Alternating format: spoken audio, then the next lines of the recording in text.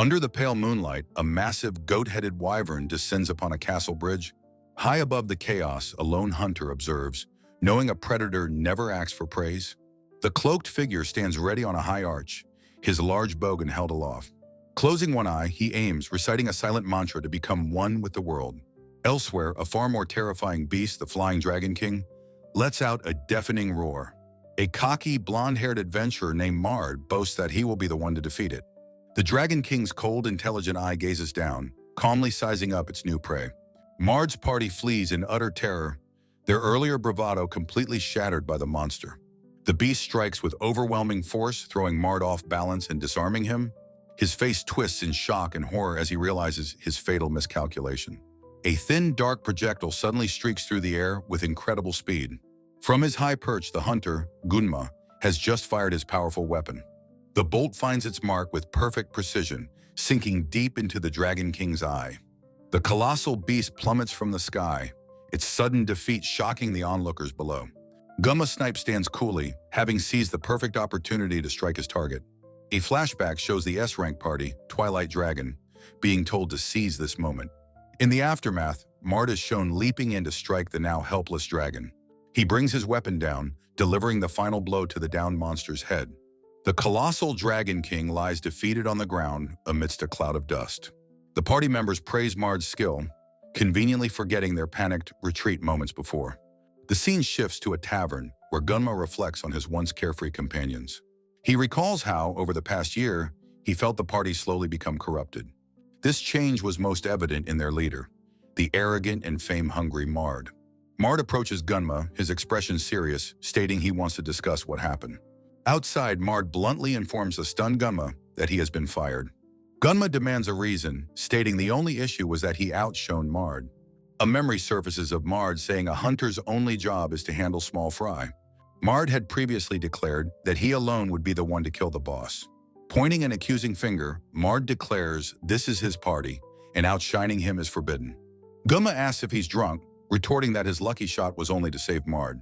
Mard glares, infuriated by Gunma's sharp words and the undeniable truth they hold. A party member tries to de-escalate, telling Mard to calm down, but he refuses. The bespectacled member chimes in, saying he has a problem with Gunma's attitude. Gunma looks on in shock as his comrades begin to turn against him. Another member complains it's unfair for Gunma to have it easy in the back. The bespectacled member agrees, revealing he always thought their equal pay was unreasonable. The hooded member concurs with the assessment that the arrangement is unfair. The bespectacled member reveals Gunma was only there as a favor to the late headmaster. Gunma is stunned, realizing they saw him as a mere obligation, a country bumpkin. The party smugly agrees that they were just looking after this boy from the country. Mard spits that he can't have someone in his party who just steals the glory. Gunma's face darkens with a quiet rage at the blatant hypocrisy of the accusation. He knows his role as a hunter is a thankless but vital one.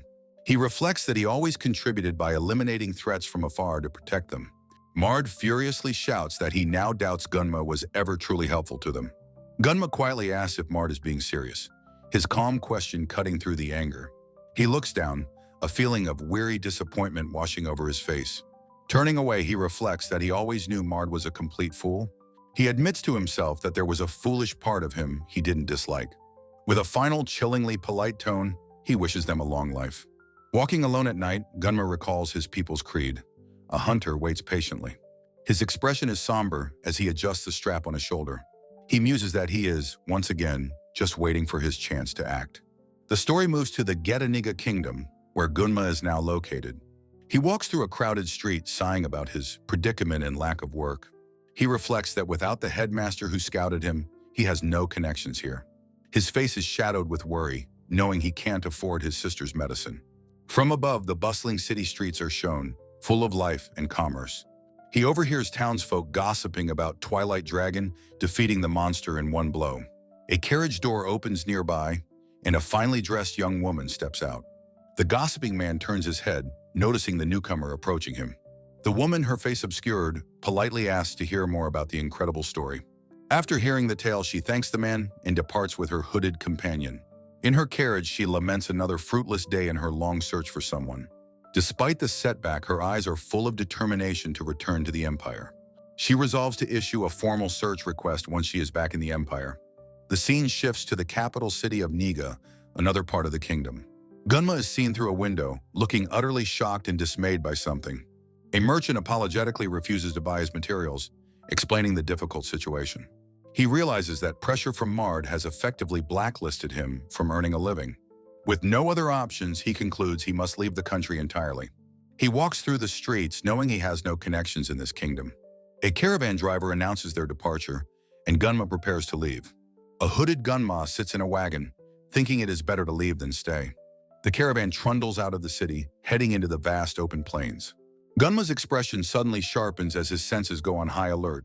A fiery bird, a Phano, appears, reacting to a nearby demonic presence. He notes how unusual it is for a monster to appear in this well-patrolled area. The Phano dives sharply, streaking across the sky toward a distant target.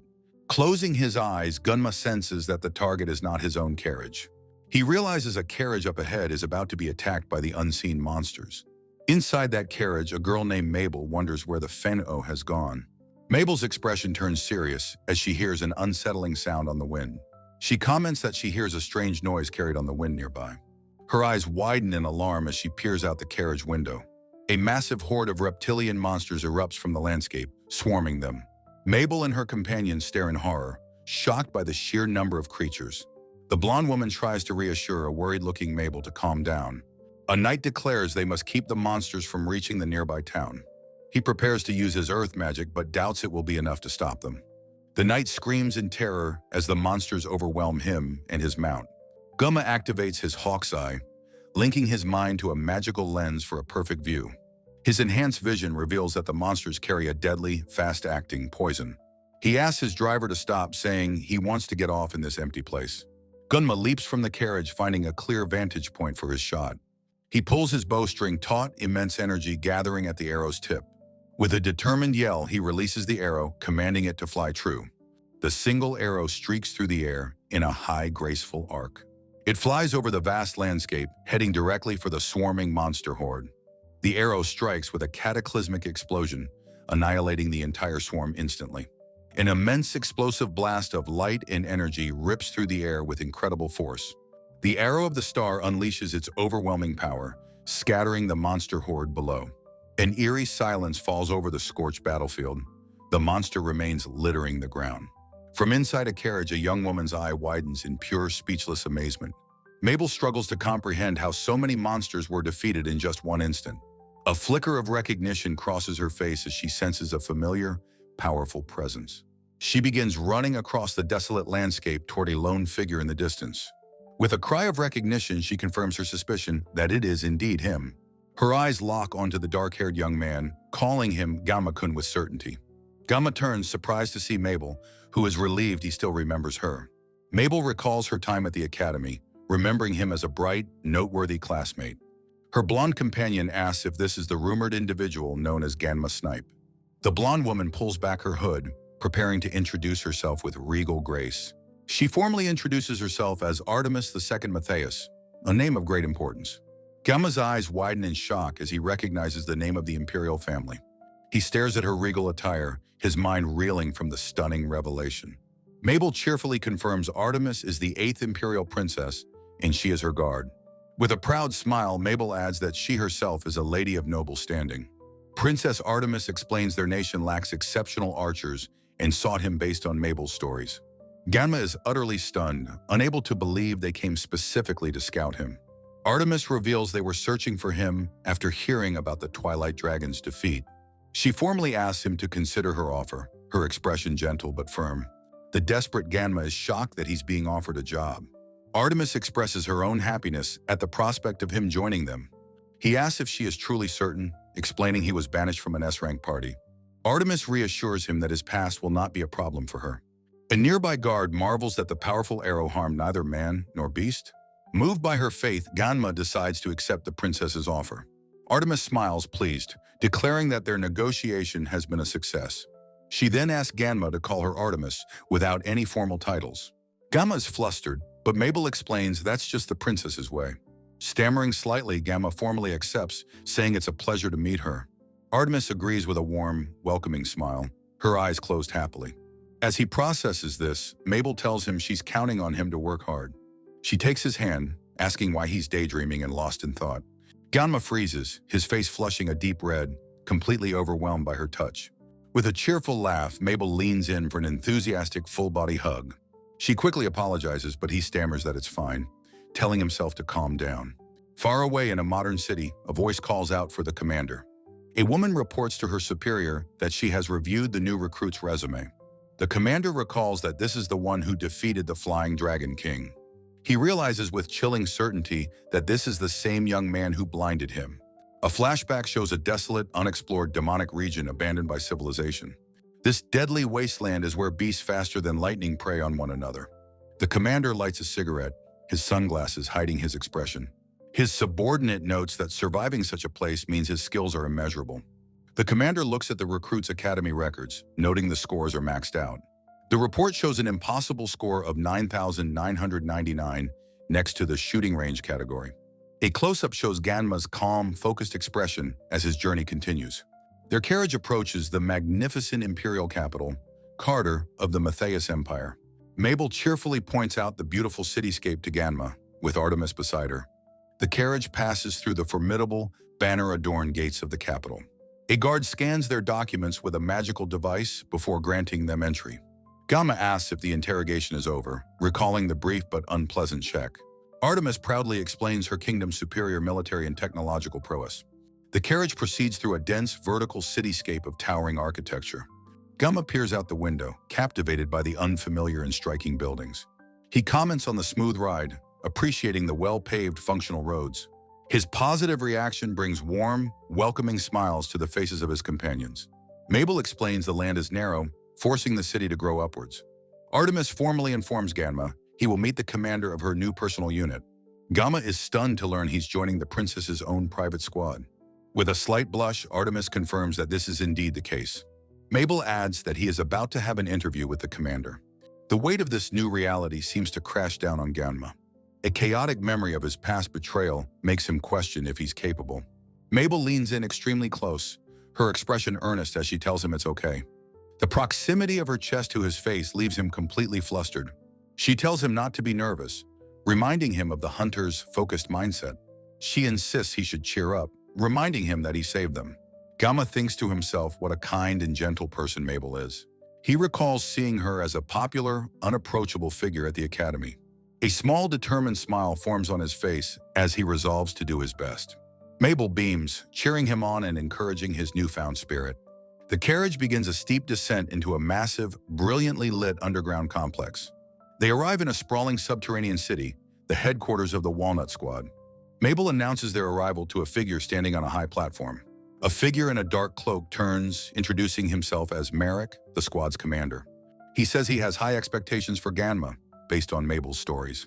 Gunma can only stare in stunned silence, unable to process what he's seeing.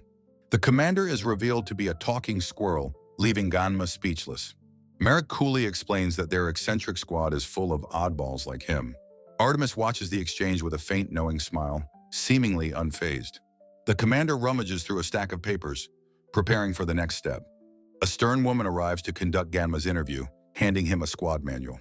Gunma politely thanks her as he accepts the ornate booklet. The woman introduces herself as Charlotte Oswald, a name Gunma recognizes. She is the vice commander of the Walnut Squad, and Gunma is her new subordinate.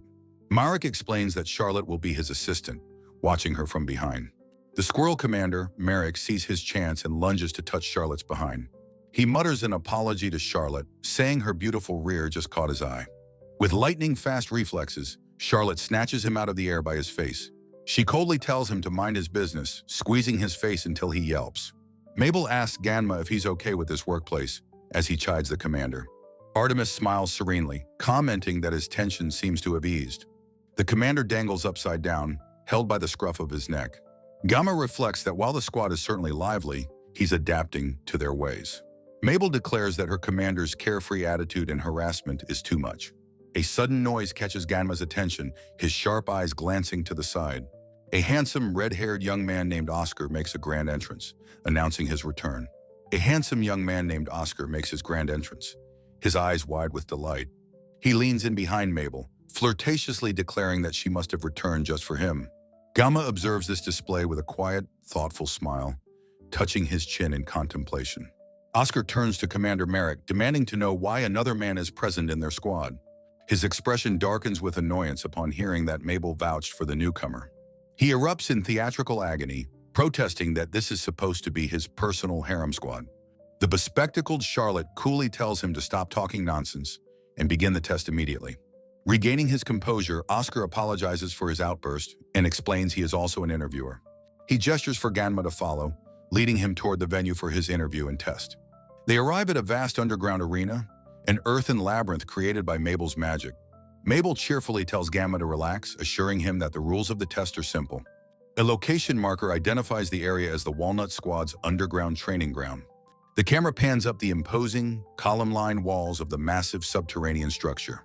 Gunma stands alone in the arena, facing a hulking, menacing ice giant with a carved grin.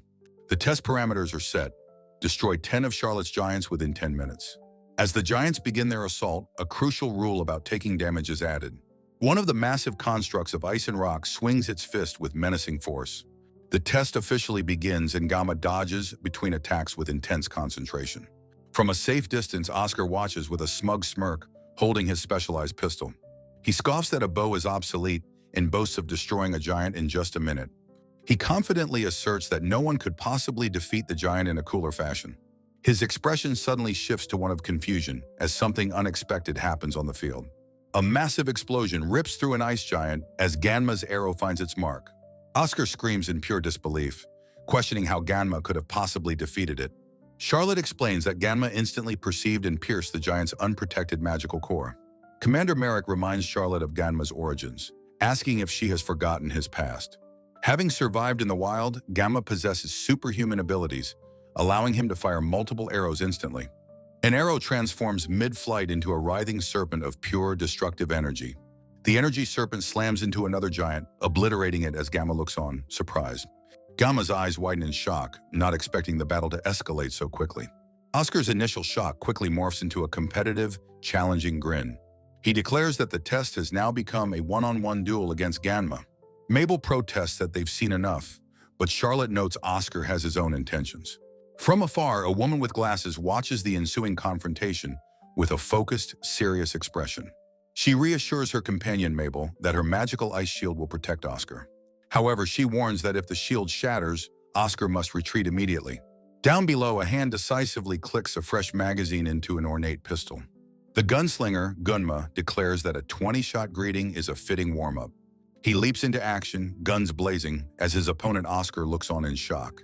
Gunma taunts Oscar with wild glee, telling him to witness a real trick. A bullet narrowly misses Oscar's head as he desperately ducks for cover.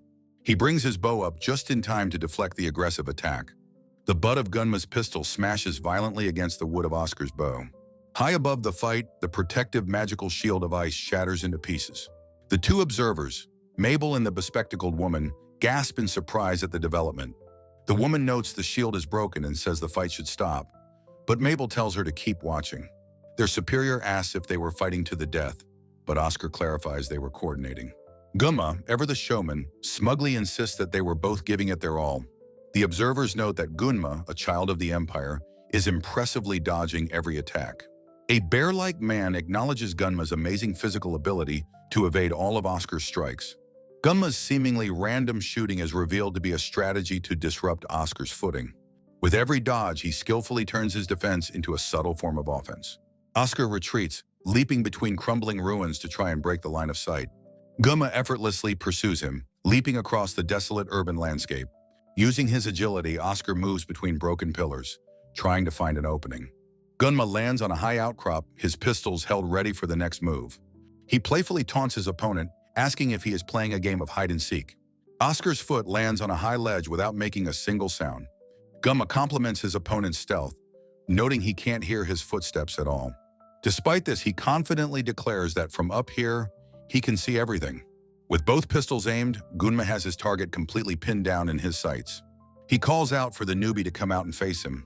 Suddenly, an arrow streaks past Gunma's cheek with razor-thin precision, surprising him. Oscar is shocked that his shot, intended to kill, was only a near miss. His focus sharpens as he recalls his true weapon, an almost supernatural sense of hearing. He realizes he can silently strike his enemy's vitals from any distance.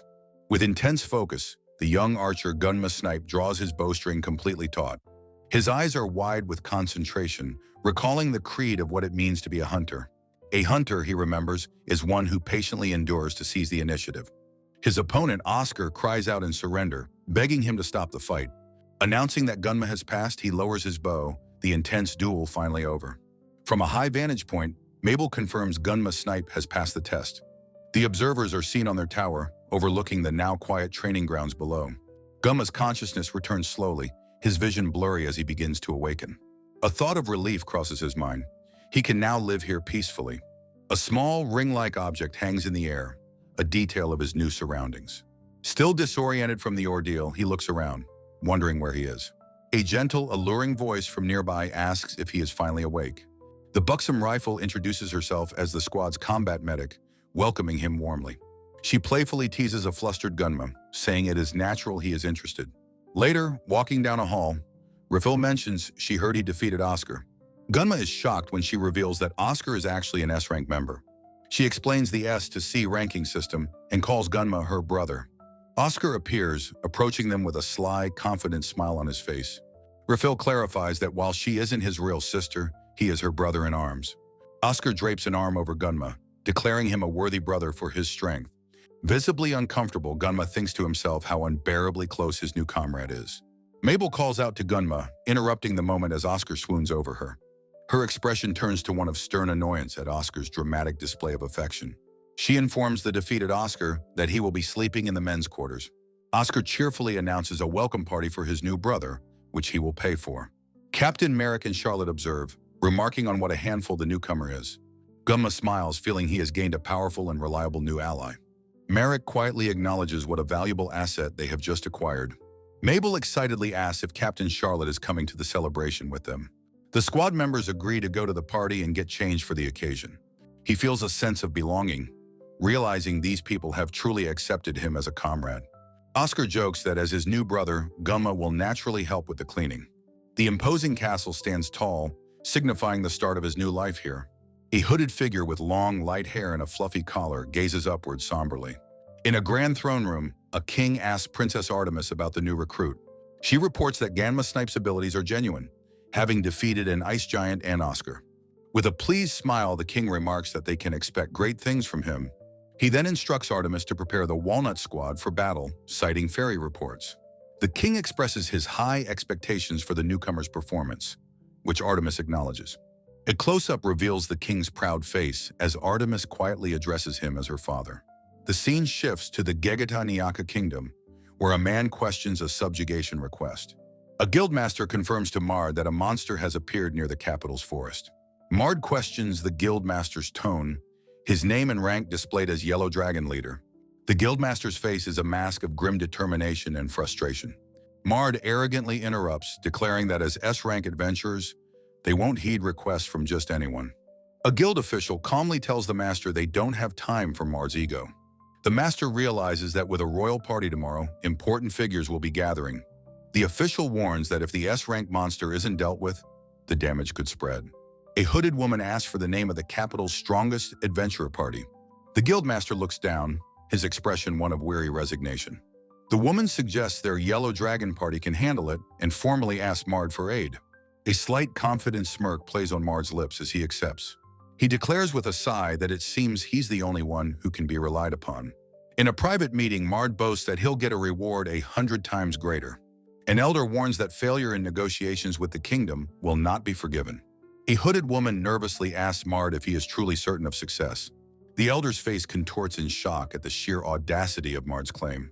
Mard scoffs at the idea of failure, reminding them he is the great Mard. His face twists into a manic grin as he roars he'll slaughter the monster with ease. Later in a dark forest, Mard is panting heavily, his confidence gone.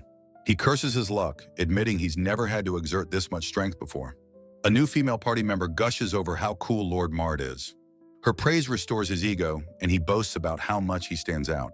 Elsewhere, another party of adventurers watches the scene unfold. Their leader curses Mard for being an idiot and replacing Gunma with a fawning girl. He laments that without Gunma, his own party is stuck with cleanup and orders a retreat. The very ground trembles as a colossal land shark erupts from the earth. The party on the ground reacts with pure shock to the approaching volcano. Marge screams in disbelief, realizing the mountain itself is a living monster. The creature crashes down with the force of an earthquake, obliterating the landscape. In the aftermath, Marge's party is scattered and defeated in the desolate woods. The hooded woman glares at Marge with contempt, calling him weak and uncool. Enraged, Marge grabs her, screaming that she's a thief for not warning him. She laughs, telling him he should have noticed it himself and calling his tantrum pathetic. Marge clutches his head in a panic, questioning what happened to his support magic. The mage calmly informs him that she cast the spell, but his stamina is too low. As the monster lunges, she notes that he must have exhausted himself on weaker foes. Marge's face is a mask of pure terror, a scream frozen on his lips. He realizes a breath attack is coming and that this is the end. A brilliant streak of energy slices through the air, striking the colossal monster. The attack hits its mark, snapping the beast's head back and halting its advance. Marge can only stare in stunned silence, a bead of sweat on his temple. A single tear escapes his eye as he processes the impossible rescue.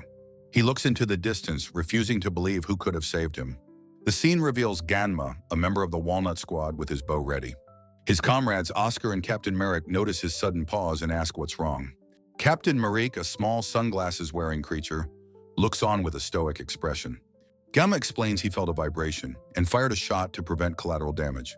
His female comrades praise his foresight, noting his legendary marksmanship from the academy. The Walnut Squad arrives in the capital of Gurdaniga for a party mission. Mabel thanks Gunma with a bright smile, grateful for his help once again. Gunma is flustered by her friendly proximity, his heart pounding. He tries to dismiss her kindness, telling himself he's just being overly self-conscious. He thinks that she's just being nice, and that he's being creepy for reading into it.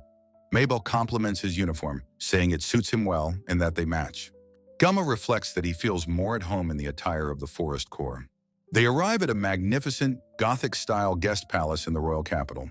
Inside, Charlotte briefs Gunma, providing him with a map and a guest list. She then presents him with a small, intricately crafted device. Captain Merrick explains it's a magical communication earring that allows them to talk. Gunma is impressed by the high-end item, questioning if it's okay for him to have it. Charlotte smiles, revealing that she made it herself and encourages him to use it. Mark proudly states that anyone who can craft such a tool is no mere mortal.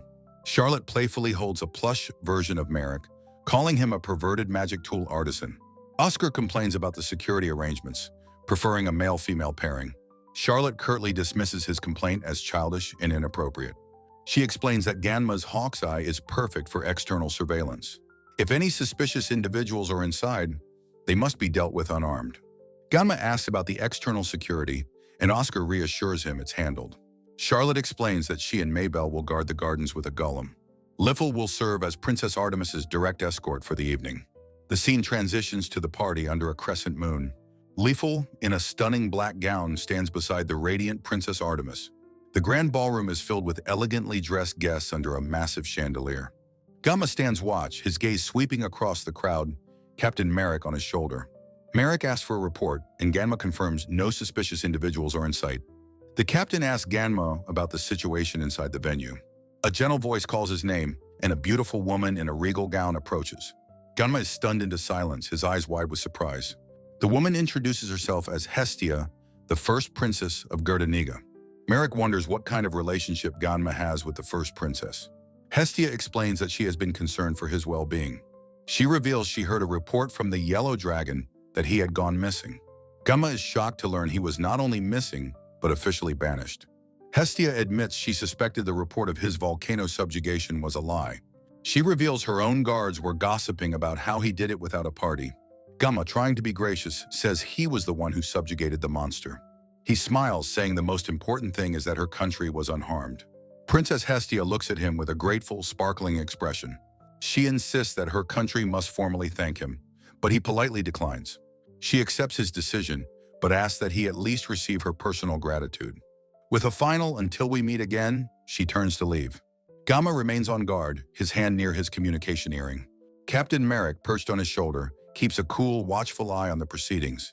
In a grand ballroom, the raccoon-like Captain Merrick asks his subordinate, Gunma, if he recognizes a man in the crowd. The massive chandelier hanging from the ceiling suddenly and ominously flickers. As the lights die completely, a panicked noble shouts for them to be restored. Gunma's eyes narrow, his senses instantly detecting a palpable killing intent in the gloom. He turns to his captain, calmly confirming that he understands the gravity of the situation. His eyes begin to glow, activating a special hunter's skill to see in the dark. This ability, night vision, allows him to see clearly even in pitch-black conditions. He quickly warns his comrade Oscar of assassins approaching from the 2 o'clock position. Gunma then instructs Riffle to take Princess Artemis and escape towards 9 o'clock. The elegant Refill and the small princess listen intently to the urgent command. Oscar acknowledges the order with sharp confidence, ready to engage the enemy. A foot pivots sharply on the polished floor, indicating a swift defensive movement. A hand flashes out, intercepting a deadly projectile in midair. Princess Hestia watches in wide-eyed shock as the attack is stopped just before it hits. Gunma stands protectively before her, his hand outstretched, having caught the plate. He asks if Princess Hestia is all right, while a subdued assassin lies on the floor. The princess asks what happened, and Gunma explains an assassin was targeting her. He tells both Hestia and Artemis to stay put while he handles the threat. His keen eyes scan the room, identifying about 10 more armed assailants. He notes that even with one attacker down, the pervasive killing intent has not faded. Captain Merrick gets Gunma's attention, telling him to listen and make use of the team. Gunma looks surprised, questioning his captain's sudden interjection. He begins to issue a command, asking Merrick to indicate the enemy positions for him. Merrick cuts him off, declaring with unshakable firmness that they are a team. He challenges Gunma, asking if he thinks he is somehow different from his comrades. Gunma recalls his painful past, a time when he was untrusted and ultimately exiled. With newfound resolve, he agrees, vowing that this time he will fight with his comrades. Merrick quickly lays out the plan for Gunma and the others to follow. The female members of the Walnut Squad all acknowledge the orders with unified determination. Their captain continues his commands, outlining the roles for those outside. Feeling their trust, Gunma shouts a warning about enemies at 3 o'clock. He feels a sense of confidence, knowing he can fight without reservation with this team. Several hours later, with the crisis averted, the party has resumed. Princess Hestia announces that her excellent guards have suppressed the intruders. The noble guests applaud, impressed by the prowess of Artemis's private unit. The alluring Riffle leans in close, gratefully thanking Gunma-chan for saving them. Hestia playfully pats his head, thanking him like a brother for his help. Their moment of relief is shattered as Mabel rushes in, calling for the captain. She frantically reports that a dragon has brought a horde of monsters into the garden. Merrick looks on with concern, asking Mabel what is wrong. Hestia and Merrick urge Gunma to go, telling him his power is needed. From a high balcony, they watch a dark horde of monsters swarming the grounds below. Hestia hands Gunma his bow, entrusting him with handling this new threat. He accepts the weapon with a determined expression, thanking her. A fiery phoenix arrow bird soars over the mansion under a crescent moon. Down below, the squad is engaged in a fierce battle against hulking monsters. Mabel and Charlotte fight bravely amidst the overwhelming enemy forces. Standing beside her magical golem, Mabel wonders aloud what they should do. Gunma observes that their attacks are useless, questioning if the foes are immortal. His sharp gaze falls upon the massive scarred draconic creature leading the horde. Mabel realizes with dawning horror that it is the carcass of the flying dragon king. She explains they are fighting undead zombies, and Charlotte notes they feel no pain. Gunma declares his intention to find the one controlling the undead horde. He questions the source of a sudden, new threat that has just appeared. A grotesque swarm of insect-like monsters emerges from the ground. Charlotte stares in horror at the new swarm of winged insects. Gunma senses the manipulator is close and vows as a hunter to find his prey. He unleashes his star arrow, a volley of light that rains down on the monsters. The powerful attack rips through the swarm of insects with explosive force. The radiant projectiles tear the winged creatures from the sky. Gunma, a member of the Walnut Squad, watches the result with an intense gaze. He touches his chin, troubled by a persistent killing intent he cannot locate. He wonders if the attacker is concealed in a place beyond his normal perception. He turns to Mabel, asking if she can dig up the ground, and she readily agrees. Mabel's magic erupts, violently shattering the stone courtyard. With a cry of earthen transformation, Zrenya, she asks Gunma if this is what he wanted. The spell creates a massive crater, revealing 2 armored figures lurking below. Pleased with her work, Mabel asks Gunma if her spell was good enough. Gunma peers into the crater, realizing the insects are being generated from a sewer. As a fresh swarm emerges, Mabel cries out his name in alarm. Back inside the mansion, the rest of the team receives an urgent report. Captain Merrick gets the update on the situation from Charlotte. He raises the alert, ordering that no one unarmed is to leave the building. Oscar asks what's happening outside, and Merrick grimly states that they have appeared. His expression turns serious as he processes the grave news. Riffle speculates that a manipulator is using miasma to control the undead. She asks Merrick if he has told Gunma about the demon tribe yet.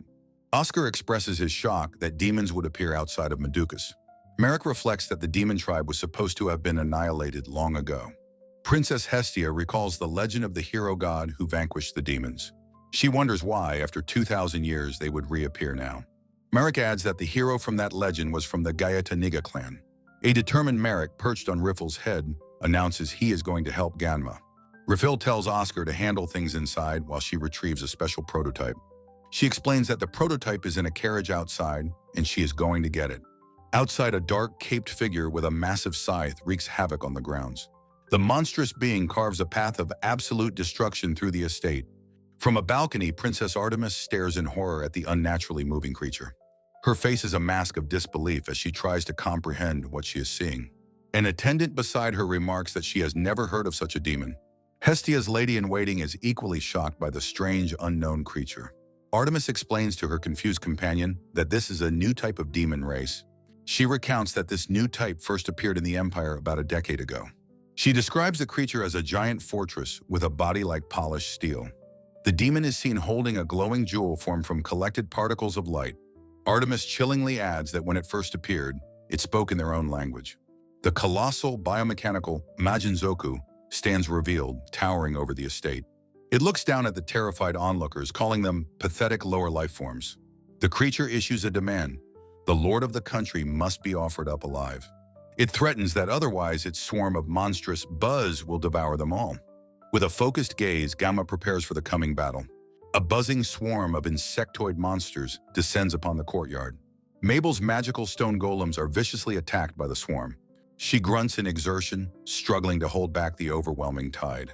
Charlotte observes grimly that even with two of them, they cannot hold.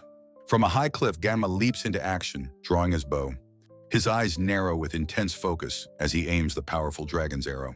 This sure kill technique is capable of felling even the mightiest of dragons. The glowing arrow streaks through the air, a blur of pure energy.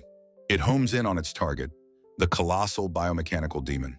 Inside the cockpit, the demon's pilot reacts with wide-eyed shock.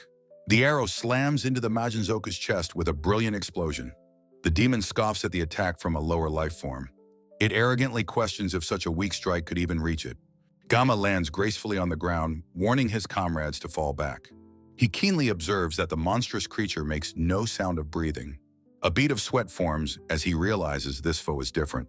Suddenly, another powerful shot is fired from a nearby rooftop. Through a sniper's scope, the Majinzoku's head is perfectly targeted. A missile-like projectile screams across the battlefield towards the giant. The sniper, Refill, calmly pulls the trigger, her eye fixed on the target. The attack streaks past Gunma and Mabel, catching them by surprise. Gunma calls out Oscar's name as the creature on the sniper's back greets him. Refill coolly assesses the attack, wondering how much damage it inflicted. The Majinzoku notes that its outer shell is made of impenetrable steel. It touches a new crack on its head, shocked to see a scratch. From her perch, Rifle mocks the demon's surprise at being damaged. Oscar taunts the demon from the rooftop, calling for its attention. He reminds Refill that their special ammunition is a two-shot system. Merrick relays the new plan. They will act as a decoy. Gunma charges forward without hesitation, rushing towards the massive foe. From the ground, Mabel cries out her captain's name in alarm. His goal is to give the sniper a clear shot at the cracked armor. Charlotte sighs at his reckless plan, while Mabel looks on anxiously. Mabel is relieved that her timely ice shield was able to protect him.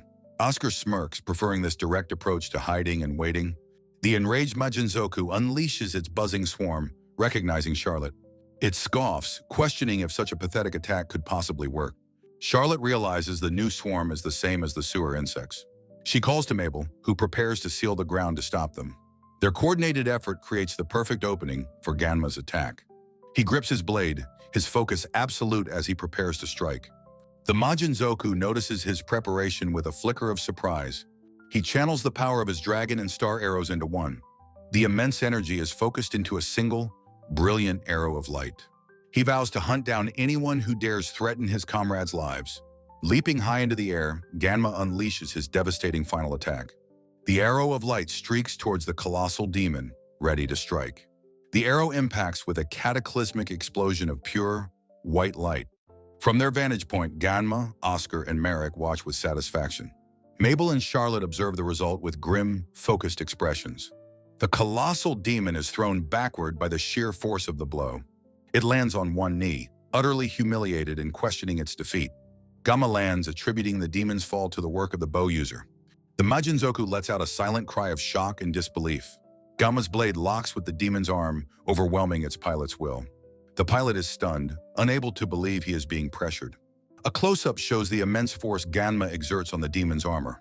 The demon pilot feels the crushing pressure of Ganma's powerful attack. Inside the cockpit, he panics, fearing the shame of his entire clan.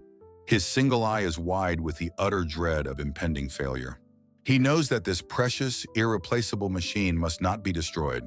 If it is, he realizes with terror, his own demon king will kill him. Gunma calmly processes the new information he has gathered from the fight. He deduces from its movements that it will try to retreat skyward. The machine begins its ascent, confirming Ganma's tactical prediction. From his high vantage point, Gunma declares that he has seen everything. Merrick curses in frustration, annoyed that their target is escaping. Gunma vows to hunt the demons down with his trustworthy comrades. A brilliant beam obliterates the mech as Gunma declares his identity. Below, citizens look up at the lights, disturbed by the noise. One man asks another if the lights are fireworks from the castle.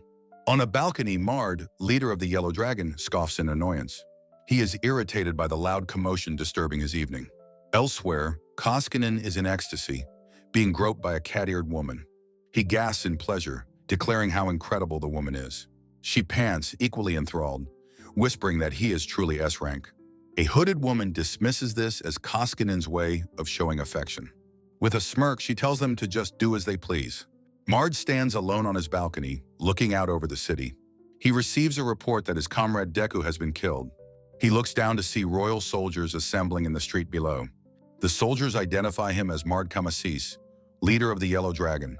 An officer orders his men to apprehend Mard by order of Lady Hestia. From a rooftop, an unseen figure shouts, demanding to know what's happening. A lone cloaked figure stands silhouetted on a roof under the moon. The captured demon pilot Yusarika questions how he lost to a human. A white-haired man smirks, glad to have found a valuable test subject. He explains that humans are born with a special power and role. This heavenly mandate is not just about becoming a master swordsman. His own fate is to hunt a princess with a superhuman body. A grand castle is shown, identified as being in the Getaniga kingdom. In a barren landscape, Gunma stands before Mabel, his expression serious. Mabel, alongside Charlotte, approaches and calls out Ganma's name. She expresses her relief that both he and Charlotte are safe. Oscar and Merrick arrive, congratulating them on a job well done. Mabel sees another teammate, the beautiful Riffel, approaching them. Riffel rushes forward, pulling Mabel into a tight, concerned embrace. She asks if Mabel is okay, explaining how worried she had been. She insists that as a girl, Mabel needs to be properly looked after. In the aftermath of a battle, the medic Riffel embraces Mabel, stating that a girl's delicate wounds need proper care. Looking over her shoulder, Mabel reassures Riffel that she doesn't need to worry. Riffel's expression becomes serious and thoughtful as she gazes out over the city. From a short distance, their red-haired squad mate, Oscar, observes the two with a concerned look. Alone on the balcony, Oscar continues to watch the scene, his expression grim. He asks Gunma if he's worried, but then reassures him that the monster incident is in the past. Gunma credits Mabel for helping him. Oscar's demeanor shifts to playful as he complains that he wants his own wounds treated too. Riffel walks past, teasing Oscar for always getting hurt and asking if the other side of their operation went well. She explains that she cast a dark magic spell to prevent any onlookers from causing a commotion. The bespectacled vice captain, Charlotte, mentally notes Riffel's sharp thinking. Before Princess Artemis, the squad stands assembled as she commends them and expresses her relief that everyone returned safely. Her expression then becomes grave as she informs Gunma there is something she must explain to him. She begins to speak about the Demon Tribe and the Meducas Empire. The chapter title, Chapter 5, after finishing the first mission, is displayed over Gunma and Mabel. A flashback reveals a massive insectoid demon that attacked the Empire 10 years prior. Though the Imperial Army repelled the attack, the damage to nearby villages was catastrophic. In response, special units like the Walnut Squad were formed to investigate the new threat. The narrative shifts to a celebration, with a bottle of alcohol in the foreground, a gift from the Queen. The scene transitions to the next day, showing the bustling city streets. In a pub, a voice suggests that they should make a toast to celebrate. The entire squad raises their mugs in a cheerful, unified cheers. Mabel, now in casual clothes, greets Gunma, acknowledging his hard work. He replies in kind, thinking to himself that this is the first time he has seen her out of uniform. She comments that seeing him in casual clothes is a refreshing change. Sensing his preoccupation, she asks what's on his mind, but he quickly dismisses her concern. He tells her it's nothing, and she seems to accept his answer. Mabel quietly agrees to an unseen person's suggestion. Gunma's eyes widen slightly, his expression one of surprise. The elegant Charlotte arrives, handing a dish to Mabel and thanking her. Gunma is internally struck by Charlotte's beauty, feeling slightly intimidated by her presence. A subtle, knowing smirk crosses Charlotte's lips as she glances his way. Gunma looks surprised by her fleeting expression. He continues to stare, trying to process what he just saw. He silently wonders to himself if she just laughed at him. Princess Artemis joins them, remarking that the food looks delicious and asking for a share. Gunma's gaze is captured by her graceful presence. Artemis and the assertive Refill join the table with cheerful smiles. He internally observes that Artemis is pure, while Refill remains as aggressively forward as ever. The raccoon captain, Merrick, sidles up to Gunma with a friendly greeting. Merrick congratulates Gunma on a wise decision, but Gunma is confused by the comment. Merrick clarifies that he's referring to Gunma turning down Princess Hestia's warm welcome.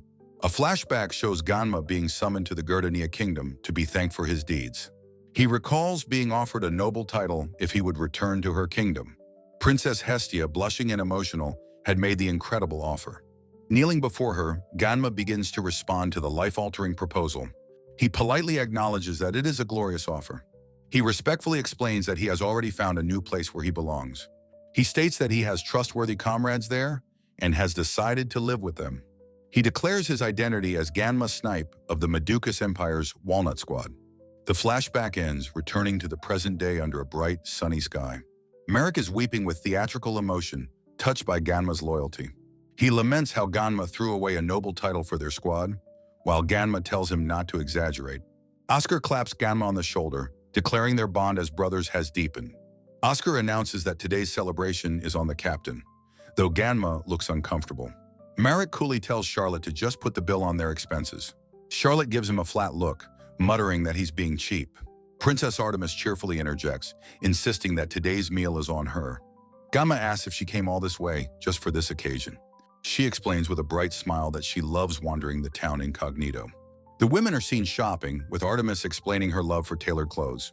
Artemis reveals she designed the Walnut Squad's uniforms, and Mabel finds the new one a bit bold. Artemis explains she incorporated trends from the nobility, where thinner fabric is more artistic. Mabel asks Gunma if he agrees the uniform is bold, and he stammers in agreement. Gunma thinks to himself that while it suits her, it's a bit much to look at.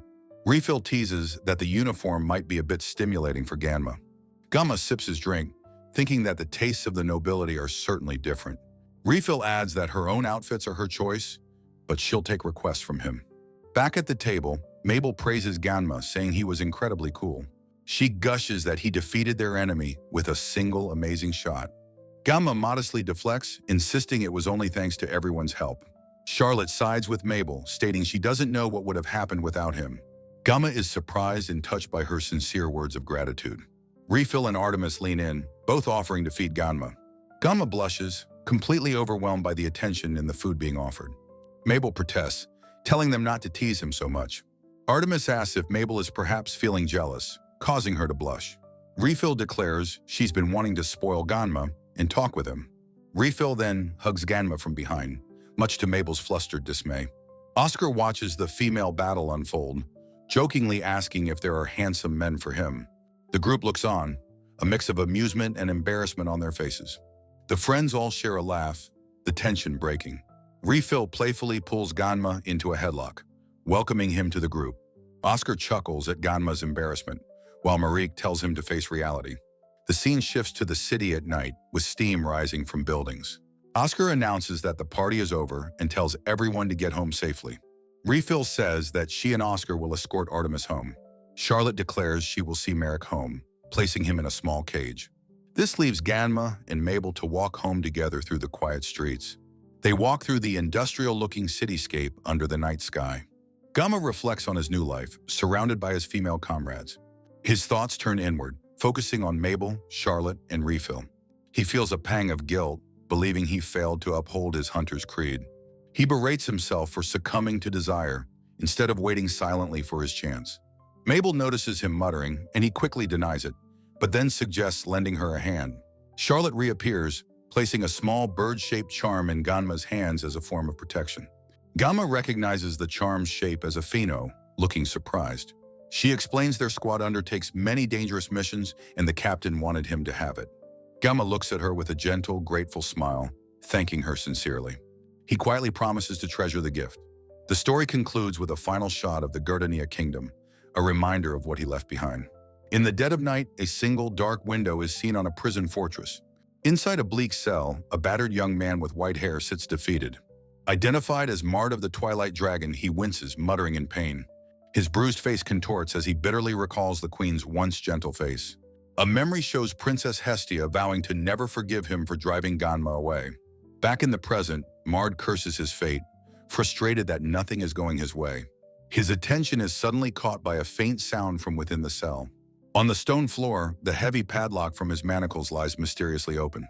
He stares in disbelief from the back of his cell, questioning if the lock truly came off. A mixture of hope and suspicion flickers across his bruised, determined face. His expression hardens with a desperate all-or-nothing resolve. He begins to pull with all his might against the heavy chains still binding him. With a defiant roar, he proclaims that he will not end in a place like this. Far away, a hyper-advanced city is patrolled by insectoid ships under a stark moon. Inside a command center, a monitor displays the image of a dark-haired hunter. A pilot asks his comrade Usurica what he is watching, and Usurica identifies the hunter who destroyed his machine. The other pilot, Dorofurai, curtly tells his dejected companion to be silent. Usurica slumps in his chair, utterly defeated and apathetic. Dorofurai notices his comrade's silence and asks what's wrong. He then announces his own intent to go and play with the hunter himself. Surprised by his easy concession, Dorofurai watches as Usurica tells him to do as he pleases. A new pilot, Joji, arrives and announces he has found something more interesting to pursue. Dorofurai asks if he found a stronger human, but Joji clarifies his target is simply intriguing, not powerful. Joji nonchalantly gives Usurica permission to proceed as he likes, to which Usurica agrees. He then decides to act on his own newfound interest. With a simple command, he orders his own powerful machine to be launched. The formidable insectoid mech's legs prepare for immediate deployment. His machine thunders across a desolate wasteland with incredible speed. The scene shifts to the vast plains outside the Madukas Empire's grand capital. A door opens as a cheerful young woman with short brown hair arrives with a smile. Identified as Mabel, she offers freshly made pudding to her tired comrades after training. The bespectacled vice captain, Charlotte, graciously accepts the thoughtful treat. Gunma enjoys the pudding, learning from Mabel that cooking is one of her hobbies. A man named Oscar Wilder enters, announcing his return from an examiner's mission. Charlotte politely asks Oscar if the candidate he evaluated was an excellent one. Oscar's expression sours as he begins to explain the very disappointing outcome. He recounts his high hopes for a strong S-rank adventurer, but the candidate proved far too weak. Unseen, Gunma overhears the harsh assessment of his own fight and feels intimidated. Charlotte asks what rank the new recruit was assigned. Oscar confirms it was C rank. Oscar notes that C rank is full of troublemakers and wonders if that girl should be assigned to them. Taking a spoonful of pudding, Oscar remarks on how delicious it is. Mabel cheerfully confirms she saved a portion for him, and he thanks her. Oscar explains that while there are a few elite S-rank units, like their own Walnut Squad, Gunma asks if S rank is the highest, and Oscar confirms the base ranks are A, B, and C. Oscar then reveals the existence of a legendary out-of-spec SS rank, which leaves Gunma impressed. He turns to Gunma, asking why he looks so detached from the conversation. With a confident smile, he tells his brother that even SS rank is not just a dream. Oscar reveals that he has served as an examiner for years, but has never met a candidate as precious as Gunma. Gunma is puzzled by the high praise, wondering what he could possibly mean. A memory shows Ganma's sister, Sashiru, earnestly begging Oscar to look after her brother. Touched by the story, Gunma offers his own untouched pudding to Oscar as thanks. Oscar then asks about Rifle and requests that someone named Richter be brought to them. A bubbly woman, Refill, makes her entrance, apologizing for her tardiness. Charlotte explains that Richter is a reclusive collaborator who rarely leaves her lab. A young woman with two-toned pigtails appears, her nose twitching as she sniffs the air. She notes the sweet smell as Riffel introduces her to Gunma as the scientist, Richter. Gunma formally greets her, noting how surprisingly slender she is. He formally states his name as Gunma Snape. His formal introduction seems to catch Richter's attention. Mabel explains Richter's weakness for sweets and offers her all the pudding. Richter enjoys the treat, musing that sugar is an irresistible temptation after intense work. She then properly introduces herself and Gunma acknowledges her. Rifle clarifies that Richter is the captain of the Camellia Squad and develops anti-demon ammunition. Oscar reveals to a surprised Gunma that the bullets from their last fight were Richter's creation. Gunma hopefully asks if his own arrows could also be enhanced. Richter notes with professional interest that he was the archer in that fight. For reference, she asks Gunma to show her his weapon, and he agrees. She examines the bow, remarking that it's made of a material she's never seen. Gunma explains that he heard from his grandfather that it is an elven bow made by forest fairies. The word fairy seems to resonate with Richter, her expression becoming unreadable. She asks for some time to study it, and Gunma readily agrees. Richter suddenly moves extremely close to a surprised Gunma. Bewildered by her proximity, Gunma asks what's wrong. Her gaze fixed on him, she states that his eyes are interesting. She then asks to examine his entire body at her lab next time. Riffel and Mabel watch with amusement, noting that Richter has clearly taken a liking to Gunma. On a city street, Gunma and Richter formally agree to work together. The scene shifts to the city at night, the buildings lit against the dark sky. The view settles on the C-rank station of the Meducas Empire. Inside, a group of adventurers relaxes in a common area. A brash, spiky-haired adventurer, Mard, aggressively asks if Gunma is the rookie Oscar mentioned. His brutish companion Gador introduces himself with a confident smirk. Mard dismissively states that as an S-rank, he has no time for a C-rank like Gunma.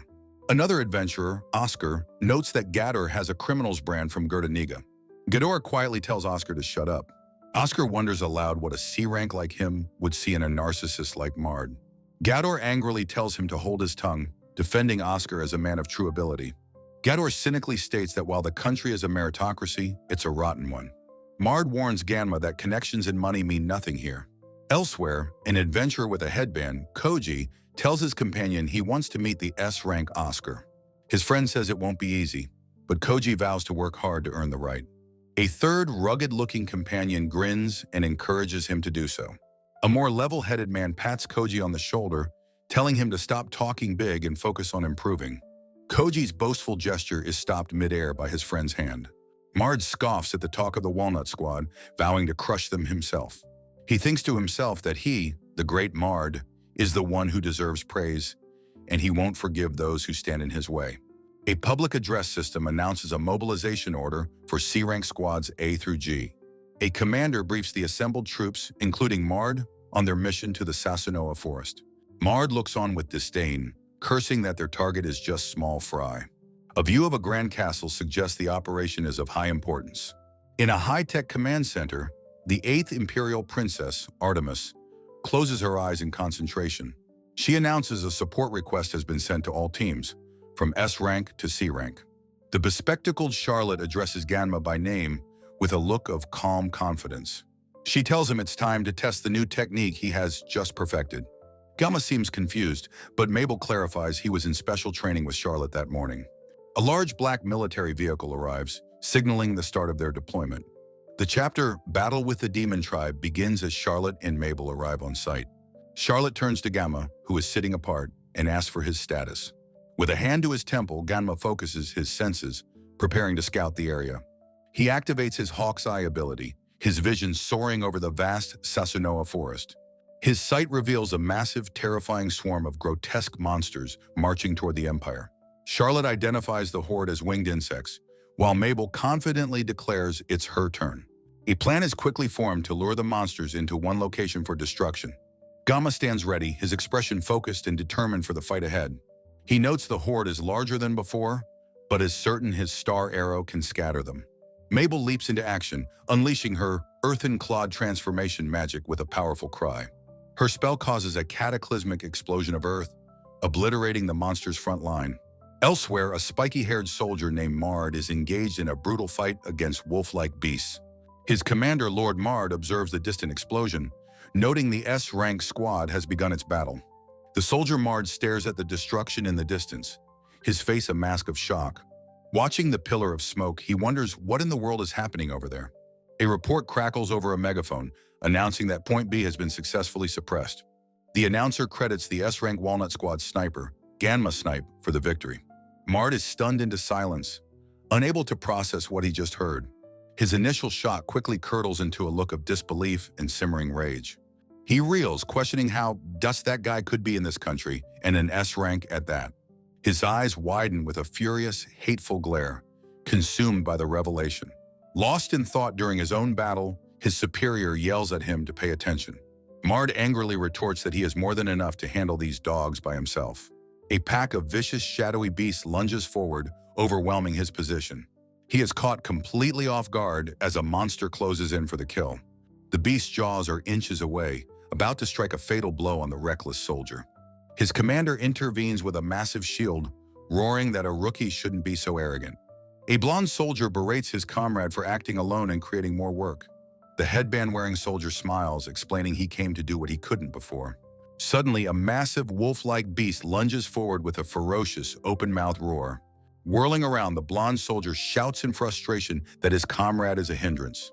The beast's fanged maw is inches from the soldier's face, his eye wide with shock. A long-haired swordsman appears, calmly warning him that losing focus will be fatal. From a distance, the Walnut Squad surveys two defeated monsters on a snowy mountainside. A cheerful Mabel congratulates Gunma, declaring they won smoothly thanks to her efforts. Their vice captain, Charlotte, outlines their next move, destroying the newly appeared demon tribe.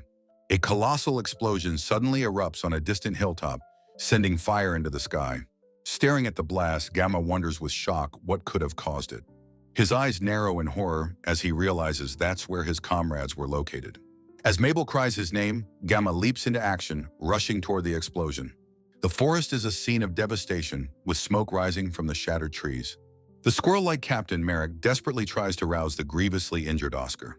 Oscar, his face bruised and bloody, weakly mutters that the situation is bad. Merrick rushes to Oscar's side, calling out his name in alarm.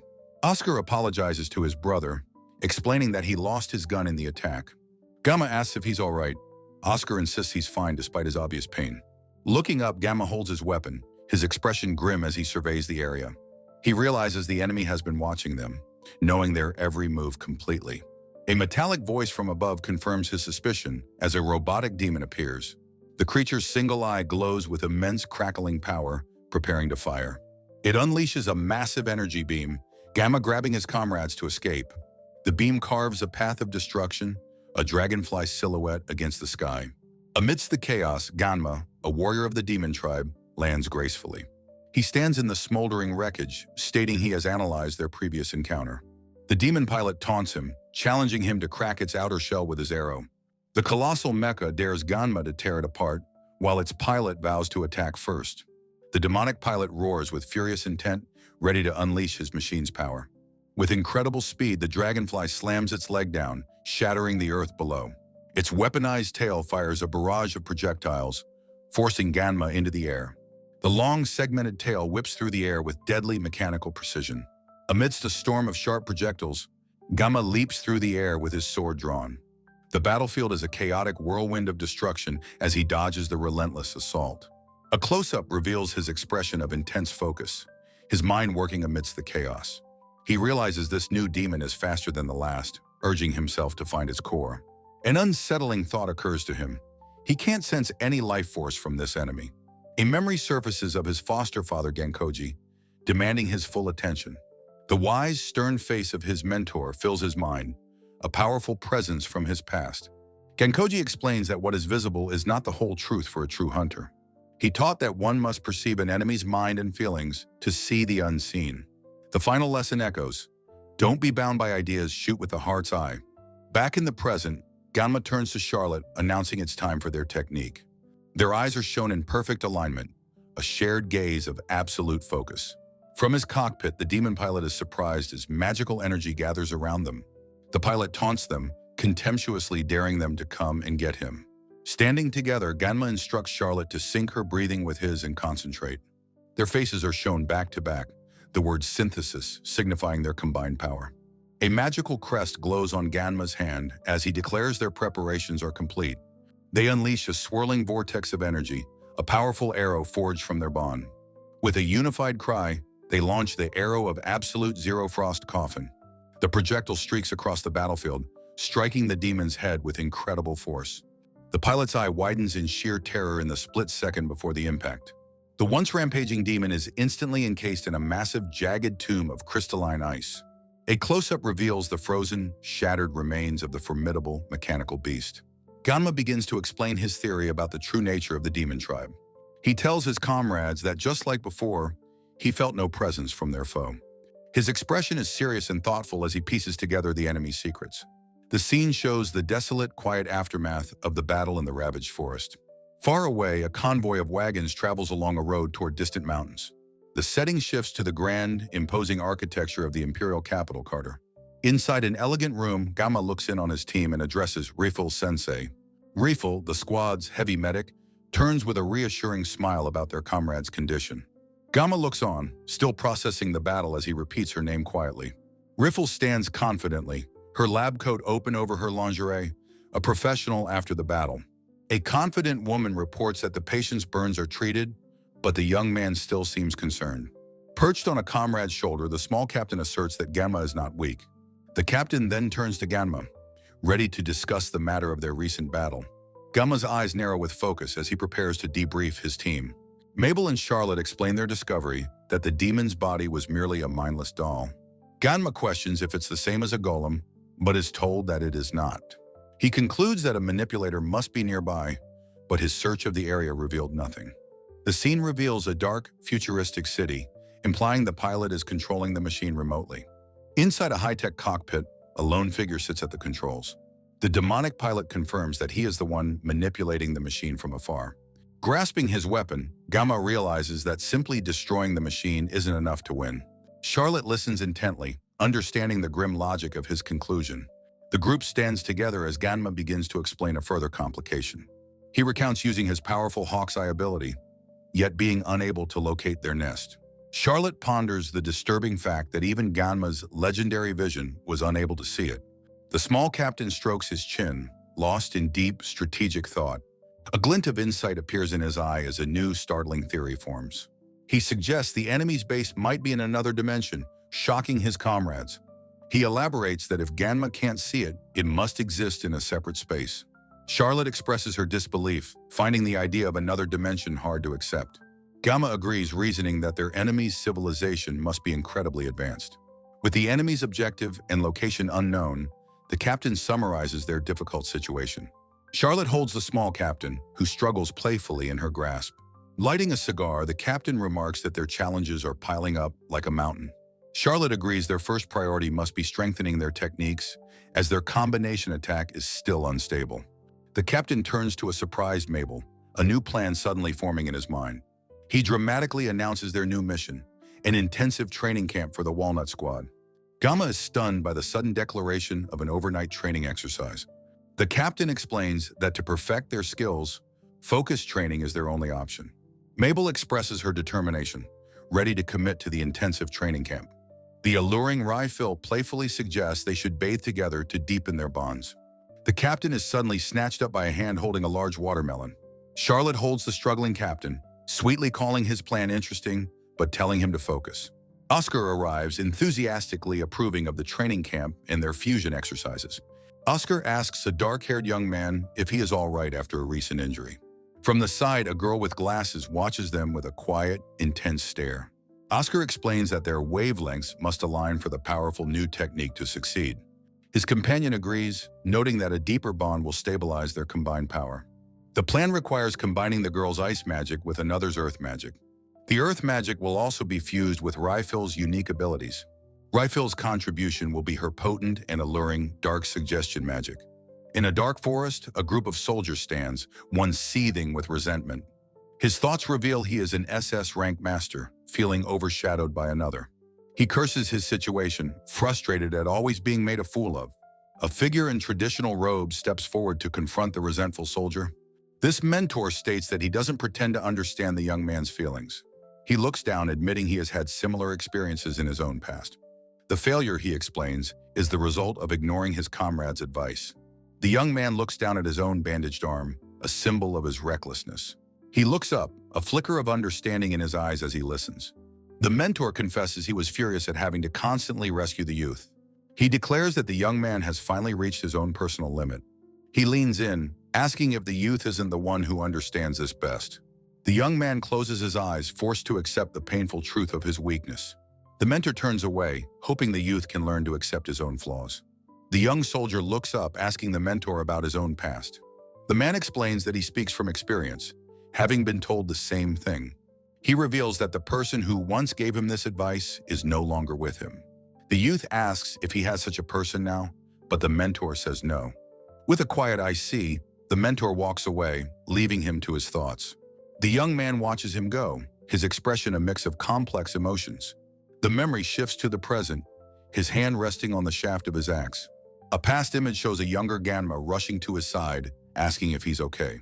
Gunma gently tells him not to overexert himself, showing genuine concern. He earnestly promises that he will always be there to help if anything happens.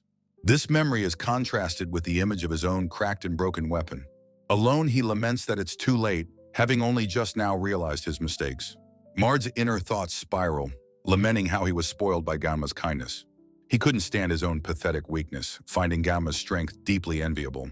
Sitting alone on a fallen log, he voices his desperate wish to become strong. His desire intensifies into a need for a power that can never be defeated. As he broods, a monstrous horned figure suddenly appears, startling him with its presence. Mard whips around, angrily demanding to know who the mysterious intruder is. The strange entity simply scoffs, dismissing his aggressive question with a quiet sound. It leans in close, whispering that the very concept of strength is a fleeting illusion. Mard recoils in shock from the creature's suffocating, intimidating presence. The entity explains its philosophy. Humans will all die, making impermanent things meaningless. It then offers to grant Mard the immense power he so badly desires, but for a price. Presenting a small dark object, it asks if Mard will assist with its research. It reveals its deep interest in individuals like Mard, who possess a unique destiny. Placing the object in Mard's hand, it tells him to think it over, assuring him he won't be forced. Mard stares down at the strange rectangular object now resting in his palm.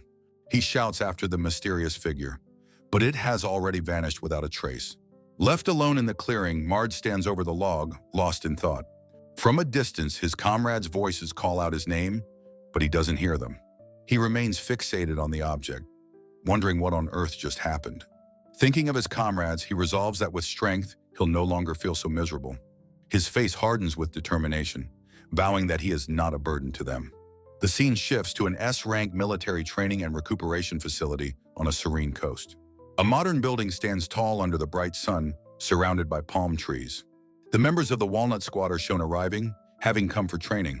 At a lush training ground by a waterfall, the squad prepares for their exercises. Gunma and Refill stand back to back, preparing to perform a fusion technique. As their teammates observe, their identities as Walnut Squad members are confirmed. Gunma closes his eyes, focusing his consciousness to connect with his partner. His eyes snap open within a dark, surreal mental space, initiating the link. A naked, ethereal Refill welcomes him into her domain, addressing him as Gunma-chan. She chuckles softly, telling him to relax and not to worry. She explains that in this space, she knows his every thought and asks him to entrust his body to her. Overwhelmed by her direct and seductive approach, Gunma wonders what she is starting. Observing the training session, Charlotte notes Gunma's complete lack of focus as Rifle playfully flusters him. Two women in track suits, Charlotte and Mabel, stand together as Charlotte asks if this is the special training for the synthesis arrow. Mabel explains that to fire the arrow, they must connect their hearts, strengthening their bond by showing their true selves. From a distance, another girl mentions that she had Gunma's fairies investigated for the training. The squad leader, Richter, notes that a secret fairy art for connecting hearts was rumored to exist. Charlotte, surprised, asks Richter how she could have possibly known about such a secret technique. Richter reveals that she has fairy blood and was testing Gunma's compatibility with her combat methods. She observes that Gunma's high adaptability allowed him to grasp the difficult technique in a short time. Her thoughts trail off with a hint of concern, a quiet, however, suggesting a potential complication. The alluring Rifle leans close to a flustered Gunma, teasing that connecting his heart with hers will be difficult. Mabel explains Rifle's nature as a half-demon succubus who appears in men's dreams to feed on their desires. She concludes that for an inexperienced young man like Gunma, Rifle is simply too potent a stimulus. Charlotte listens intently, a look of understanding on her face as she murmurs her comprehension. Mabel recalls that Gunma was on the list of boys that the girls at their academy were interested in. Despite his popularity, she correctly deduces that he has very little actual romantic experience. Watching from the side, Charlotte smirks knowingly at Gunma's sheepish and unspoken admission. Mabel kindly advises Gunma to relax and to try interacting with her simply as a person, not as a woman. The scene shifts to a large, steaming open-air hot spring under the peaceful light of a crescent moon. A long-haired man named Oscar sighs in contentment, remarking on how the hot water is soothing his fatigue. He turns to Gunma, commenting on how impressive the facility is for a training camp. Oscar explains that the facility also has amenities like pools and hot springs for the squad's well-being. He then asks his brother Gunma about the progress of the synthesis arrow training. Gathering his courage, Gunma shyly asks Oscar if he truly has a wealth of romantic experience. Oscar is surprised by the sudden and deeply personal question from his younger comrade. Gunma earnestly explains his desire to connect with Rifle and Charlotte by becoming better at romance.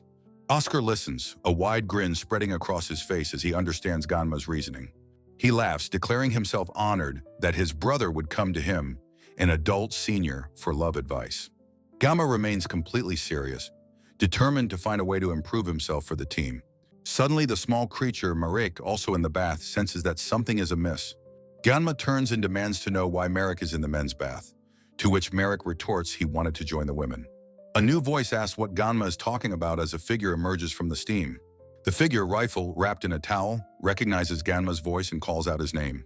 In a great splash, Rifle, Charlotte, and Mabel all enter the men's hot spring together. A stunned Gunma asks why they are there, and Rifle explains they came from the women's bath next door. Mortified, Gunma apologizes profusely and tries to leave, but Rifle tells him to stay. Marek gives a cool thumbs up from his tiny tub, declaring that he, for one, doesn't mind bathing together. Mabel claps her hands, sternly reminding Marek not to forget the purpose of their training camp. Oscar laughs at the chaos, remarking that Rifle has surpassed all expectations and cheers Gunma on. Charlotte tells Mabel that swimsuits are shameful, so she shouldn't be wearing one in the hot spring. She then stands up, revealing she is naked, and points out that Mabel is the only one not. Gunma catches sight of her and, blushing furiously, yells for a towel in a state of panic. He sinks under the water, completely overwhelmed by the escalating situation. From the side, Oscar calls out to his brother, asking what's wrong. Later, the scene transitions to a quiet veranda under the starry, crescent moonlit sky. Mabel offers Gunma a glass of water, gently asking if he is all right after the bath incident. She mentions that Oscar had told her about his condition. She kindly asks if he got dizzy from the heat, since it was his first time in a hot spring. Gunma apologizes for the trouble, but Mabel tells him not to worry about it. With a kind smile, she reminds him that since she always relies on him, he can lean on her too. Gunma is visibly touched by her words, quietly thinking her name. He thanks her, hoping he can be of help and thinking to himself how kind she is. Mabel's expression grows somber as she prepares to share something personal with him. She begins to tell him about a difficult memory from her past. She reveals that she was attacked by a monster when she was a child, though her memory is hazy. She explains that in that moment of crisis, she was saved by people from the Empire. Because of this, her goal now is to be useful to her new squad, the Walnut Squad. She wants to become strong enough to help people in need, just as she was once helped. Gunma listens to her story with a deeply empathetic and gentle expression. He reassures her that she is already working incredibly hard for the sake of the Empire. He admits that he, too, is always being helped and encouraged by her presence. His sincere words reach Mabel, who looks up at him, her eyes glistening with emotion. He smiles gently, adding that her concern for him is also a source of support. Her eyes reflect a deep, unspoken feeling in response to his kindness. The two share an intimate, quiet moment on the moonlit veranda, their bond deepening. The close-up shot emphasizes the unspoken connection growing between them in the silent night. They sit in comfortable silence, the peaceful atmosphere a stark contrast to their usual chaotic lives. Oscar's cheerful voice suddenly breaks the silence, asking if his brother is there. He immediately registers the intimate atmosphere of the room he has just walked into. Realizing he's interrupted something important, Oscar apologizes for his intrusion. A flustered Mabel quickly bids them goodnight and hurries away from the veranda. Oscar turns to Gunma and teases him, asking if he just confessed his love, which Gunma denies. Oscar presses, asking what they were talking about, and Gunma explains Mabel's childhood story. He repeats that she was attacked when she was young. Oscar asks if Gunma heard the story of the monster attack directly from Mabel herself. He listens intently as Gunma explains her desire to repay the kindness of those who saved her. Oscar's expression turns suddenly serious, and he tells Gunma it's good that she told him. He delivers a chilling correction, revealing that what Mabel calls a monster was not a monster. The scene shifts to a dark, mountainous landscape under a sliver of moon. A foreboding castle in the Gayata Nigate kingdom is silhouetted against the starry night sky. Down on the cobblestone streets below, a man walks through the old town. He approaches an inn, the simple sign depicting a bed hanging over the entrance. A voice asks a man named Koskinen if anything good happened to him today. Koskinen laughs cruelly as he gropes a woman, boasting that good things are always happening to him. The woman, panting, tells him that's not what she was talking about. She anxiously asks if they have been captured yet, and he reassures her not to worry. Koskinen promises to grant her wish and free her, boasting of his newly acquired noble status. He then cruelly offers to make another captive woman, Castri, his first wife. A flashback shows a young man realizing that Queen Hestia had her eyes on Gunma. Queen Hestia declares that Koskinen and Mard are equally guilty for not stopping the attack. In the past, Koskinen pleads with Hestia, who ignores him, knowing what he's done. Hestia laments that if she hadn't banished Gunma, she could never imagine a world without him. Koskinen sweats, a nervous smile on his face as he realizes the depth of her obsession. He asks if she hopes Gunma will return, offering to handle the situation himself. He reveals he has a good plan because he is, after all, Gunma's friend. The captive woman is shown in a state of extreme distress and violation. Koskinen explains his sinister plan to exploit Gunma's S-rank strength and sense of justice. He seethes with jealousy that Gunma, a mere country bumpkin, has captured the queen's attention. With a look of sadistic glee, he declares that he will use this situation to his advantage. He orders another captive, Mary, to serve him, promising to make her his second wife. The scene flashes to Mard, passed out amidst a chaotic scene of drunken debauchery. He clutches his head in anguish, muttering his wish to go back to how things were. On the formidable border of the Maduk Empire, soldiers watch a sky swarming with dragons. A scarred commander rallies his C-rank unit, vowing to stop the monster's advance. A blonde companion warns the C-rank soldier, Mard, that this enemy is particularly cunning. The fortress's defensive line is shattered by a massive, earth-shattering explosion. In a different time, a young man named Gunma's eyes are shown in a focused close-up.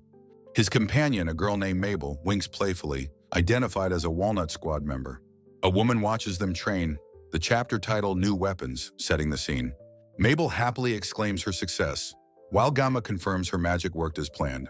Richter, the Camellia Squad captain, thoughtfully considers the synthesis of their powers. She analyzes data from their piercing shot and adamantine arrow, finding it fascinating. Richter explains how their combined magic pierced the demon's highly refined armor. Charlotte, the vice captain, is impressed they succeeded on their first unstable attempt. The squad's medic, Riffle, warmly embraces Mabel, congratulating her on the good result. The stoic Oscar, another squad member, looks on with a small raccoon-like creature. A peaceful view of the sky and flowers contrasts with the coming battle. The fortress of Maduk stands tall as the flying monsters begin their assault. Soldiers on the ramparts watch the swarm of draconic creatures descend upon them. They unleash a massive volley of crossbow bolts, filling the air with projectiles. The arrows find their marks, striking down several of the flying beasts. A hulking, wolf-like monster breaches the wall, tearing through the soldiers' ranks. The soldiers' faces are etched with terror as a massive dragon attacks the ramparts. The young soldier Mard watches as more monsters swarm the fortress from above. With grim determination, Mard declares that it's his turn to enter the fray. An order is given to the C-rank ranger unit to engage the invaders. A megaphone repeats the command to subjugate the monsters that have breached the border. A blonde woman named Jube shouts that it's their job to hunt the B-rank's leftovers. A large warrior named Gado smashes a monster with a colossal hammer.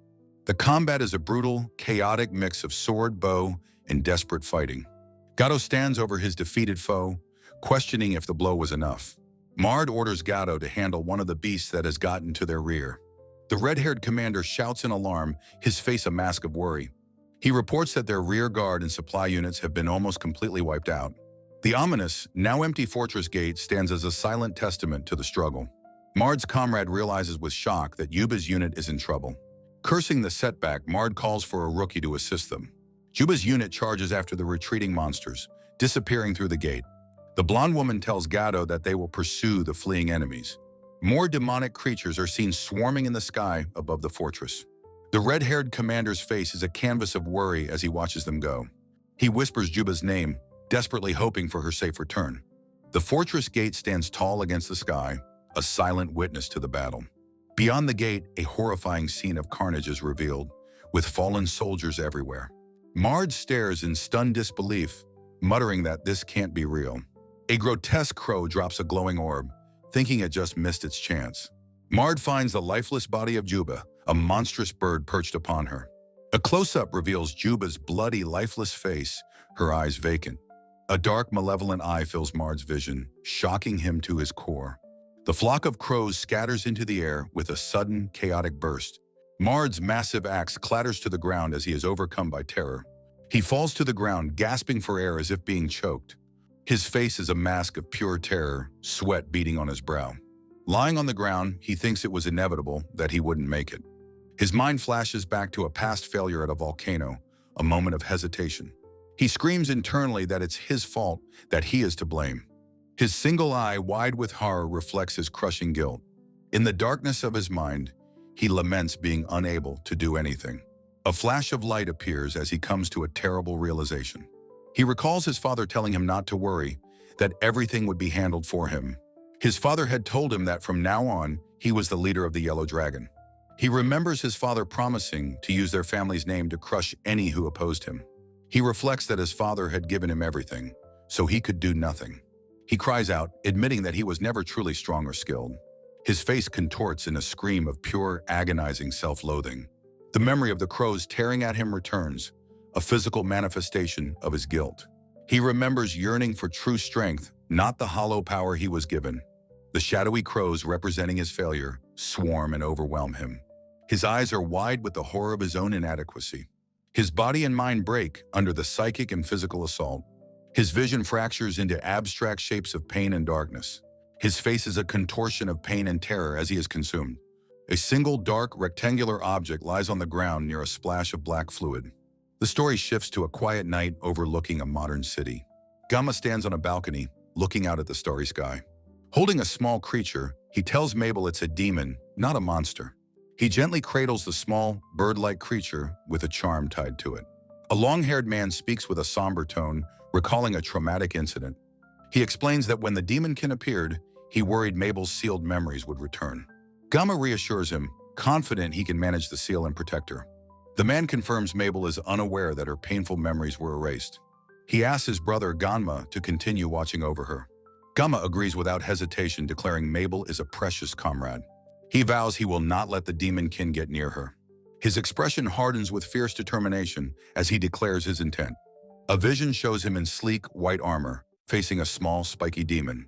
The vision intensifies to him slaying a massive, serpentine demon covered in its blood.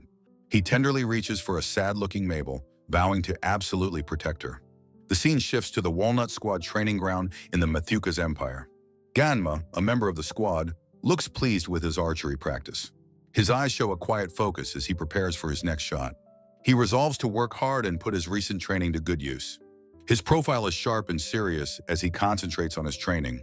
A man with long white hair, Anch, casually greets him, noting his early start.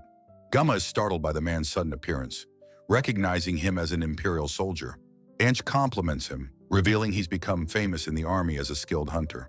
Anch admits he's impressed, as Gunma had perfectly concealed his presence from him. Holding a spear, Anch proposes a friendly spar to the surprised Gunma. Anch explains he is curious to see the skills of the newcomer, Merrick Truss. Gunma realizes his opponent is a captain from another unit and feels relieved. Anch assures him he will use a rubber-tipped spear for a fair match. Gunma accepts, preparing to maintain his distance and acknowledge the weapon disparity. A young man named Gunma, holding his bow, politely thanks his opponent for the opportunity. The long-haired man, Anch, introduces himself and says they must be quick before his daughter gets angry. In the wide training yard, Anch formally challenges Gunma to begin their match. Anch's hand tightens with purpose around the shaft of his immense spear. Gunma feels the overwhelming pressure of his opponent's powerful aura as Anch stands ready. The training yard's target stands silently, bearing witness to the impending duel. With focused eyes, Gunma acknowledges the captain-class aura radiating from his opponent. Gunma internally reflects that fighting a person is a refreshing change after his bout with Oscar. His hand is steady as he prepares to knock an arrow to his bowstring. Anch's expression remains calm and confident as he prepares to make his move. The two warriors clash in a blur of motion, their weapons meeting in the center. Gunma's thoughts reveal that his opponent's speed is irrelevant to his own unique perception. He explains that he can read everything from his foe's gaze to their smallest muscle movements. This ability allows him to completely grasp his opponent's actions before they even happen. Gunma executes a nimble backflip, loosing an arrow while upside down in midair. The arrow streaks through the air with incredible speed and precise aim. It strikes a nearby practice target, embedding itself deeply into the wood. Anch, however, effortlessly deflects the projectile with a small knife, expressing his surprise. With a flash of steel, Anch reveals the knife he used to block the shot. Gunma looks on, his expression one of focused surprise at the unexpected defense. Anch closes the distance, his knife flashing as he lunges forward with intent. Gunma deftly uses his foot to block the shaft of Anch's spear, mid-thrust. Their initial exchange ends in a tense stalemate, weapons poised at each other's throats. A satisfied smile crosses Anch's face as he declares that the warm-up is over. Gunma's eye widens slightly, sensing a serious shift in the fight's intensity. He quickly leaps backward, creating distance between himself and his formidable opponent. Holding a fresh arrow, Gunma stands ready for the next phase of their spar. Anch reveals that he has heard stories from his clan about certain warriors. He explains that these seasoned fighters receive a divine blessing from their profession. This blessing, he clarifies, allows them to physically enhance their own bodies. Their spar is interrupted by Princess Artemis, who greets Gunma formally upon her arrival. Captain Merrick, a small creature on her shoulder, teases Gunma about his diligent training. Merrick then turns to Artemis, informing her that her mother sent him to wake her. A man with long, light-colored hair and a headband offers a casual, friendly greeting. The small, suited raccoon-like creature reacts with a look of startled, sweaty panic. In a display of extreme formality, the creature prostrates itself, wishing a good morning. Gunma wonders if he should be so formal, but the man tells Merrick to relax. Princess Artemis appears, surprising Gunma by addressing the long-haired man as her father. She gently chides him for overexerting himself, but he insists he looks quite young. The stunning realization dawns on Gunma. This man is the princess's father. The scene shifts to the imposing imperial capital as Gunma processes the shocking news. Inside the throne room, Anch kneels, apologizing to the emperor for his earlier rudeness. The emperor reveals it was a test as he wanted to know Gunma's true power. He tells Gunma to relax, acknowledging the family situation must have been awkward. The emperor's tone turns serious, stating it is a good time to discuss the demon clan. Gunma listens intently, his expression focused and serious as the important briefing begins. A report shows a border patrol being pursued by monsters after an investigation. At the same time, intelligence observed a massive shadow over the fairy village. These events suggest that the demon clan is finally beginning to act in earnest. Gunma confirms the fairy village is the forest located near the imperial capital. The forest is described as deadly, killing any who enter unprepared within 10 minutes. A perplexed Gunma asks why the Empire would not destroy such a dangerous place. The Emperor's answer is simple. The forest is a treasure trove of resources. Gunma repeats the phrase to himself, attempting to grasp the startling revelation. The Emperor confirms that the fairy village is indeed an extremely hazardous place. It is known as one of the 4 great unexplored regions of the world. He explains that dangerous places have always held great treasures, like the fairy village. The new empire's rapid development is entirely dependent on the forest's rich resources. Therefore, they cannot simply burn it down, despite understanding the inherent danger. Merrick speculates that the demon clan is likely also after these vital resources. The Emperor closes his eyes, seeming to confirm Merrick's grim assessment of the situation. A guard bursts into the throne room, announcing his intrusion to His Majesty. He urgently reports that the demon clan has appeared and is heading for the capital. The Emperor calmly tells his subordinates not to worry about the approaching threat. He explains the capital's Holy Grail barrier grows stronger in response to attacks. Merrick declares it is their turn to act, and Gunma acknowledges his captain's command. A man with long, white hair, Anch, smiles with a soft, wistful expression. The Empress beside him expresses her regret, admitting they completely missed their chance to reward Gunma. Inside a box, Anch reveals an ornate medal intended to bestow the title of SS rank. He dismisses the missed moment, suggesting another opportunity to present the award will surely arise. However, his expression turns thoughtful. a flicker of something unreadable crossing his mind. The Empress observes that Gunma bears a striking resemblance to someone from the past. Confused, she wonders aloud who this person she is thinking of could be. And she recalls a memory of an old friend who entrusted him with a great responsibility. The Empress remembers her father often speaking of this legendary hero who saved the world. Meanwhile, Gunma is already descending a long staircase, duty calling him away from any ceremony. On the sun-drenched streets of the capital, a young woman with a staff looks upward. Mabel greets Gunma with a cheerful and welcoming, "Good morning," her expression bright. He walks past her, noting that it seems a bit early to be starting a mission. With a serious tone, he asks Mabel to use her hunter skill to locate their targets. From a high balcony overlooking the city, Gunma prepares to use his unique ability. He closes his eyes and covers them with his hand, focusing his senses outward. His hawk's eye ability activates, his vision sweeping across the cityscape with immense power. He reports feeling two presences, which Merrick confirms are demons from the Gerdaniga incident. Gunma informs Merrick they will begin a combined attack, receiving assurance they're safe inside the barrier. He turns to Mabel and asks if she is ready, and she confidently agrees. High above the mountainous Madukas region, two massive insectoid mechs streak across the sky. The lead machine, a formidable influencer, is shown in its full, intimidating glory. From the cockpit, the demon pilot Yuslaika boasts that his mech can shatter the barrier. His subordinate, Georgium, agrees, eager to go and crush the capital city of Carter. George May admires his senior's new machine, declaring its power is 10 times greater than before. Yuslaika chuckles darkly, preparing to teach the lower life forms a lesson they won't forget. He unleashes his cyber lynch weapon, a swarm of smaller robotic insects. The cloud of metallic fury deploys from the main mech, ready to overwhelm its targets. Yuslaika roars triumphantly, demanding that his enemies fear his overwhelming power. In an instant, a colossal impact rips through his machine, catching him completely off guard. A powerful projectile tears through the air, shattering the mech's formidable armor. The once mighty influencer is completely annihilated, its body ripped in two by the devastating attack. The force of the projectile is so immense it leaves a visible trail through the sky. A figure in a horned angular helmet is seen in profile, their eye wide with shock. Inside his biomechanical suit, a demon pilot frantically asks his senior what is happening. The senior pilot, Yuslaika, urgently warns his subordinate to flee from their unseen assailant. In a brilliant flash, Yuslaika's powerful mech is suddenly torn apart by a devastating attack. The word hunter punctuates the chaos as the machine is utterly annihilated in the sky. On a distant rooftop, Gunma holds an arrow, its power described as an unstoppable, long-range force. The small, raccoon-like creature Merrick announces that a communication has just come through. He informs a shocked Mabel that the demon in the sky has been successfully shot down. Beaming with joy, Mabel rushes to Gunma, exclaiming that their timing was perfect. Gunma modestly gives her credit, stating his shot alone couldn't have pierced the demon's armor. He then expresses his desire to further improve their powerful combination technique. His internal resolve is clear. He wants to ensure the demons can never harm Mabel. Hearing his protective words, Mabel clasps her hands together, about to respond. She eagerly agrees, suggesting they practice often to synchronize their hearts even more. Gunma gives a quiet, determined affirmation, his expression softening slightly. For a moment, he looks out pensively over the cityscape, lost in thought. The scene transitions to the bustling streets of the imperial capital, Carter at night. Inside a bar, a soldier with long, light hair laments the recent death of Juba. His spiky-haired companion agrees, noting that Juba was a formidable A-rank soldier. The long-haired man recalls how the monsters were already gone when they arrived on site.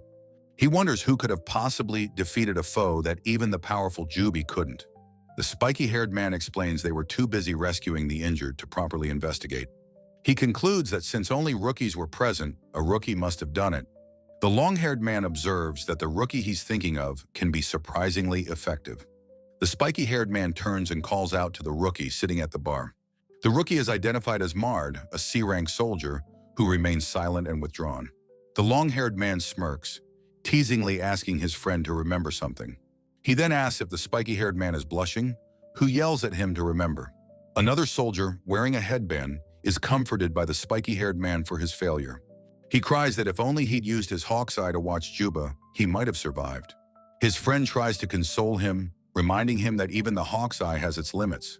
The soldier is inconsolable, crying out that he failed his duty as a hunter. The spiky-haired man tells him to stop blaming himself, as he couldn't have saved Jubei. The word hunter strikes Mard, echoing in his mind as a hateful, twisted mantra. A memory flashes of a sinister figure telling Mard that this word will be his trigger. The figure's glowing eye stares intently, programming the keyword into Mard's mind.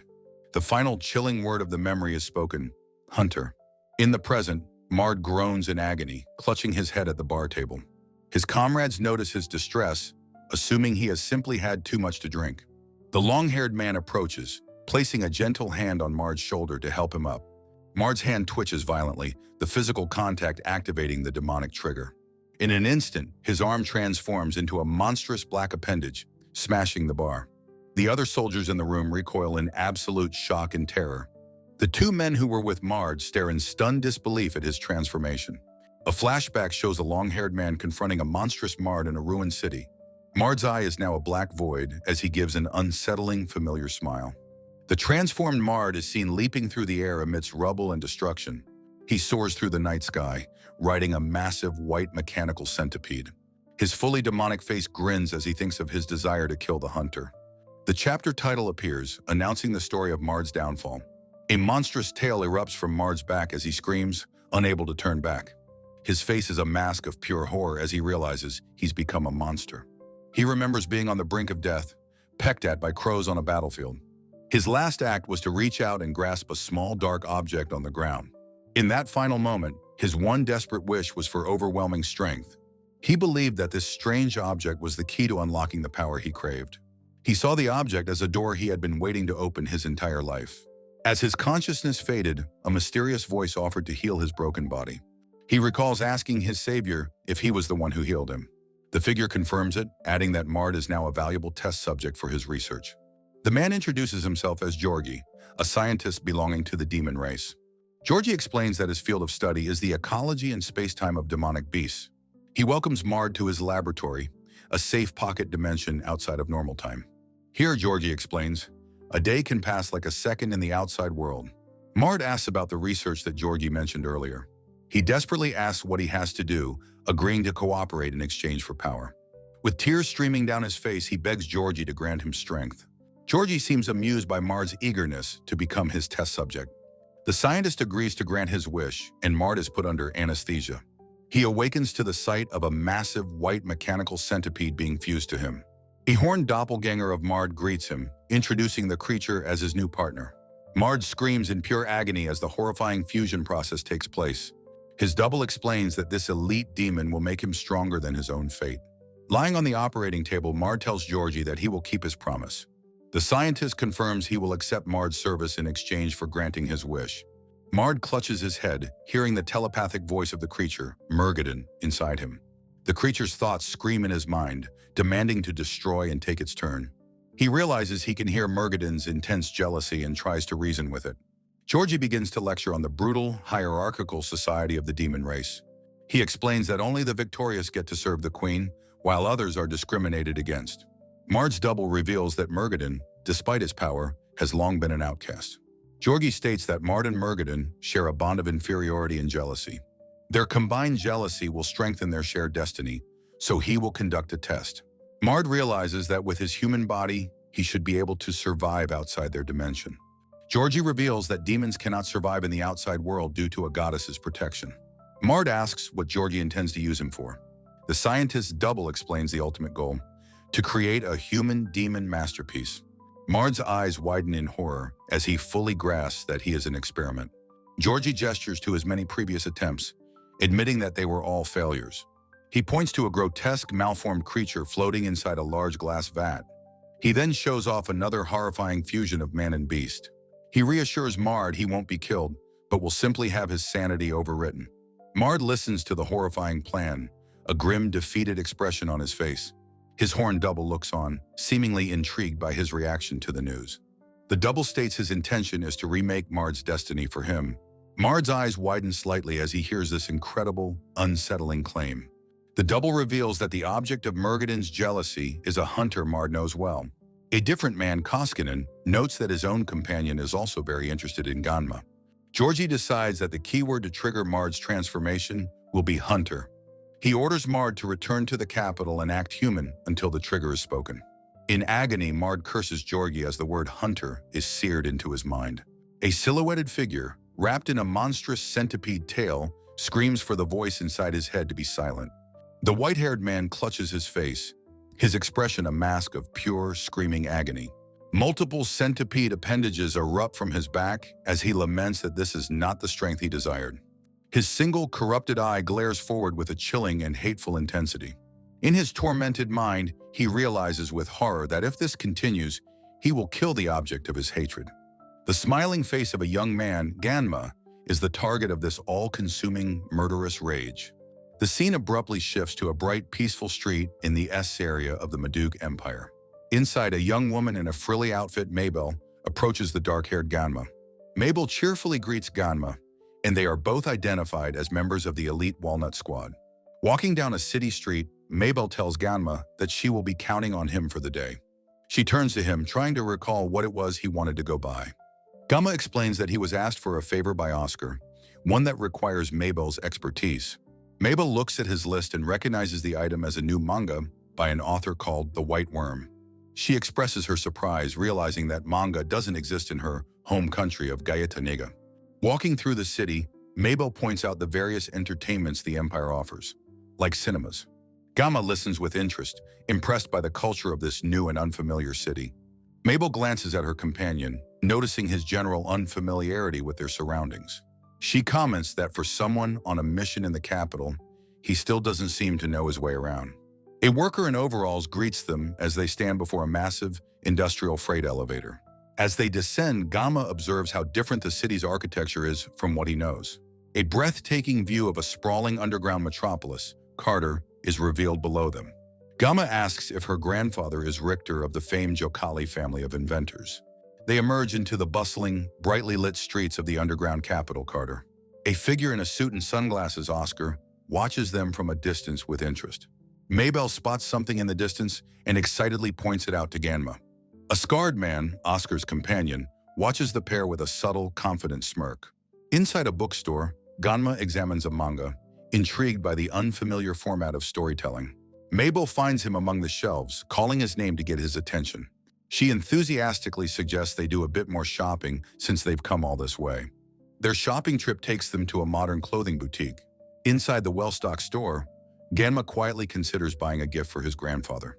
His expression is thoughtful and slightly uncertain as he browses the merchandise. Mabel holds up a delicate pouch with a floral pattern, thinking it would be a nice gift for Felisa. She is surprised to learn that Gunma also has a sister, sharing a moment of connection. Their successful shopping trip results in a large and satisfying pile of bags. At an outdoor cafe, Mabel thanks Gunma for his help, admitting she had a wonderful time. She closes her eyes and shyly remarks that their outing feels a lot like a date. Flustered, she quickly confesses that she's never actually been on a date and wouldn't really know how to act. Gunma becomes flustered and self-conscious, wondering how a person is supposed to act on a date. He admits to Mabel that he also has no experience with dating and is just as clueless. Mabel's eyes widen slightly in surprise upon hearing his earnest confession. Her anxiety melts away, replaced by a bright and genuinely relieved smile. With a shared gentle smile, they both agree that they are dating beginners. Unseen by the pair, two figures watch them through binoculars from behind some bushes. Oscar, the man in sunglasses, comments on how fresh and endearingly innocent the two of them are.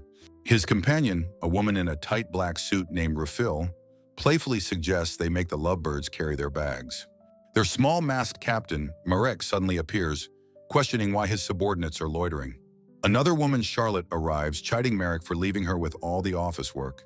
In an office, Charlotte briefs another squad member, Richter, about a recent monster sighting. She holds a newspaper reporting a creature with 8 tentacles being seen in the Lista district. Charlotte enters a private, high-tech room to continue her briefing. She reports that with their current numbers and weaponry, they should be able to counter the demon tribe. She correctly guesses that being summoned to this private room means Richter has confidential information for her. Richter hands her a file, which she accepts with a look of surprise and curiosity. The file contains a report on fascinating and unexpected data from a study of Gunma's physical abilities. Back at the cafe, Gunma's head suddenly snaps up as his hunter's senses detect something amiss. Mabel notices his abrupt change in demeanor and asks him what's wrong. From their hiding spot, the other squad members also sense that something is about to happen. Gunma quickly dismisses Mabel's concern, reassuring her that it's nothing to worry about. He changes the subject, bringing up the gift he bought for his sister. He mentions a shawl he chose with Mabel's help that he intends to send. Mabel asks if he is living apart from his sister and if she has any plans to visit. Mabel thinks of her own sister, Felisa, who is ill but sounds more settled in her recent letters. She expresses her hope that Felisa will recover soon, placing her trust in the Empire's renowned medical team. She then pulls out a small, wrapped box, presenting it to her companion. She calls Ganma's name, offering him the gift. Mabel tells him that he deserves to reward himself more for all of his hard work. Gunma reflects on the hunter's creed of not acting for praise before accepting the gift with sincere thanks. Mabel giggles, happy that he accepted, while Gunma feels he should say more, but is at a loss for words. Gunma looks up, a question mark appearing as his senses flare again, detecting a new, more immediate threat. Several sharp, metallic-looking objects flash across the sky above the city. Mabel, still smiling from their exchange, asks him again what's wrong, her expression turning to concern. The sky above the city darkens with an unnatural and alarming speed. A monstrous, skeletal creature with insectoid wings appears, horrifying the citizens below who wonder what it is. The creature dives, crashing into the street with explosive force, sending cars and debris flying everywhere. A smaller white mechanical monster rampages through the streets as civilians scream in pure terror. High above the chaos, a white-haired man with writhing centipede appendages watches the destruction with sadistic glee. The scene shifts to the spires of the royal palace, a stark contrast to the chaos below. A king demands to know how monsters appeared in the city and what happened to the protective barrier. Emperor Anch reports the impossible. The city's powerful defensive barrier has not been broken from the outside. The king is completely baffled, questioning how such an invasion could be possible. The centipede-limbed man screams, "Destroy!" as he turns on his fellow invaders. He viciously attacks one of the other mechanical monsters, tearing it apart with his appendages. He continues his indiscriminate rampage, destroying the other demonic creatures that have appeared. As he screams, a massive, shadowy figure rises from the city's heart, a manifestation of his destructive power. A vision of the ornate Holy Grail shows a large, definitive crack appearing on its surface. Princess Artemis cries out in horror, realizing the city's sacred protective artifact has been damaged. Emperor Anch's face is grim as he looks out at the sky, understanding the truth. He confirms that the barrier has been destroyed from within as swarming insectoid monsters fill the air. A large armored mechanical demon lands ominously on a building, surveying the chaos. The Emperor orders Artemis to dispatch the Walnut Squad, and she accepts the command without hesitation. His eyes narrow with grim determination as he entrusts the critical mission to them. Amidst the fleeing crowds and rubble-strewn streets, Gunma stands protectively in front of Mabel. His eyes are wide with shock and disbelief as he stares at his adversary, muttering the name Mard.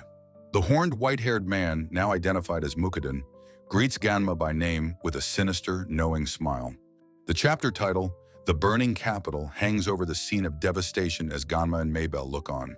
A colossal centipede monster, with Mukadin fused to its torso, towers over the ruins, its tentacles smashing through skyscrapers. Mukadin expresses his surprise that his former comrade has managed to become an S-rank adventurer in Madoka. Mabel recognizes the monster as Mard, while a stunned Gunma warns her to stay back. Gunma stares at another mechanical demon, his voice filled with anguish as he asks his former comrade why he became like this. With a cold expression, the horned man, Mukadin, dismisses his opponent's concerns as irrelevant. From below, Gunma shouts back, questioning how his former comrade can be so uncaring. He demands that the monstrous figure immediately cease its attack on the city. Towering over the buildings, Mukadin casually deflects the blame onto the mechanical demon fused with him. His expression softens slightly as he quietly says he isn't particularly involved in this. Gunma stares up, his face a mask of serious concern and confusion. As Mabel calls his name, Mukadin offers a strange warning, telling Gunma to listen. He advises Gunma that it would be better for him to stay away from this fight. Gunma demands to know what Mard's intentions are, telling him to do as he says. The mechanical demon part of the creature laments that it no longer knows what will become of it. In disbelief, Gunma yells back, unable to comprehend his former friend's state of mind. A terrifying sharp-toothed grin spreads across the demon's face as it snarls a single command to kill. Seeing the immediate danger, Mabel shouts Gunma's name and unleashes her earthen transformation magic. From his high perch, Mokaden is visibly surprised by the sudden and powerful defensive spell. The mechanical demon's attack slams into the newly formed wall of earth with immense force. The ground shatters from the impact, but Mabel's magical barrier holds firm against the blow. Gunma and Mabel stand together, momentarily safe behind the massive earthen defense. Looking exhausted, Mabel apologizes that this is all she can do and wonders about their future. Gunma looks on with grim resolve, insisting that Mard was once their comrade. His determined gaze shows that he has made a decision, regardless of the consequences. A man named Oscar arrives, stating that their foe has endangered the city and shows no hesitation.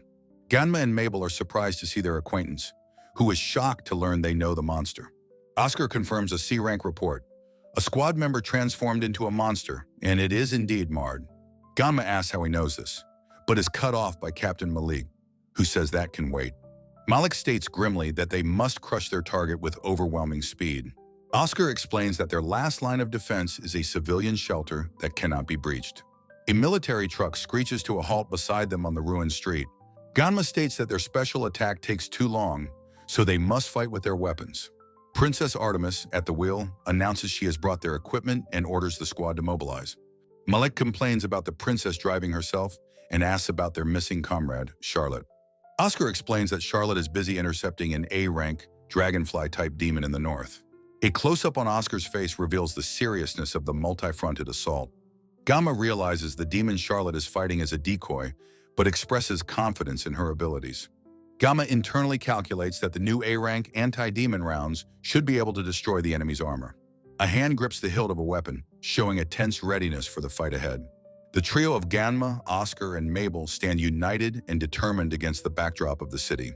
With violent force, the monster's massive mechanical leg slams into the ground, demonstrating its aggression. The full, nightmarish form of the centipede creature is revealed, with an ally exclaiming that it's him at its core. Oscar shouts the command to kill, firing a specialized anti-demon armor-piercing round from his pistol.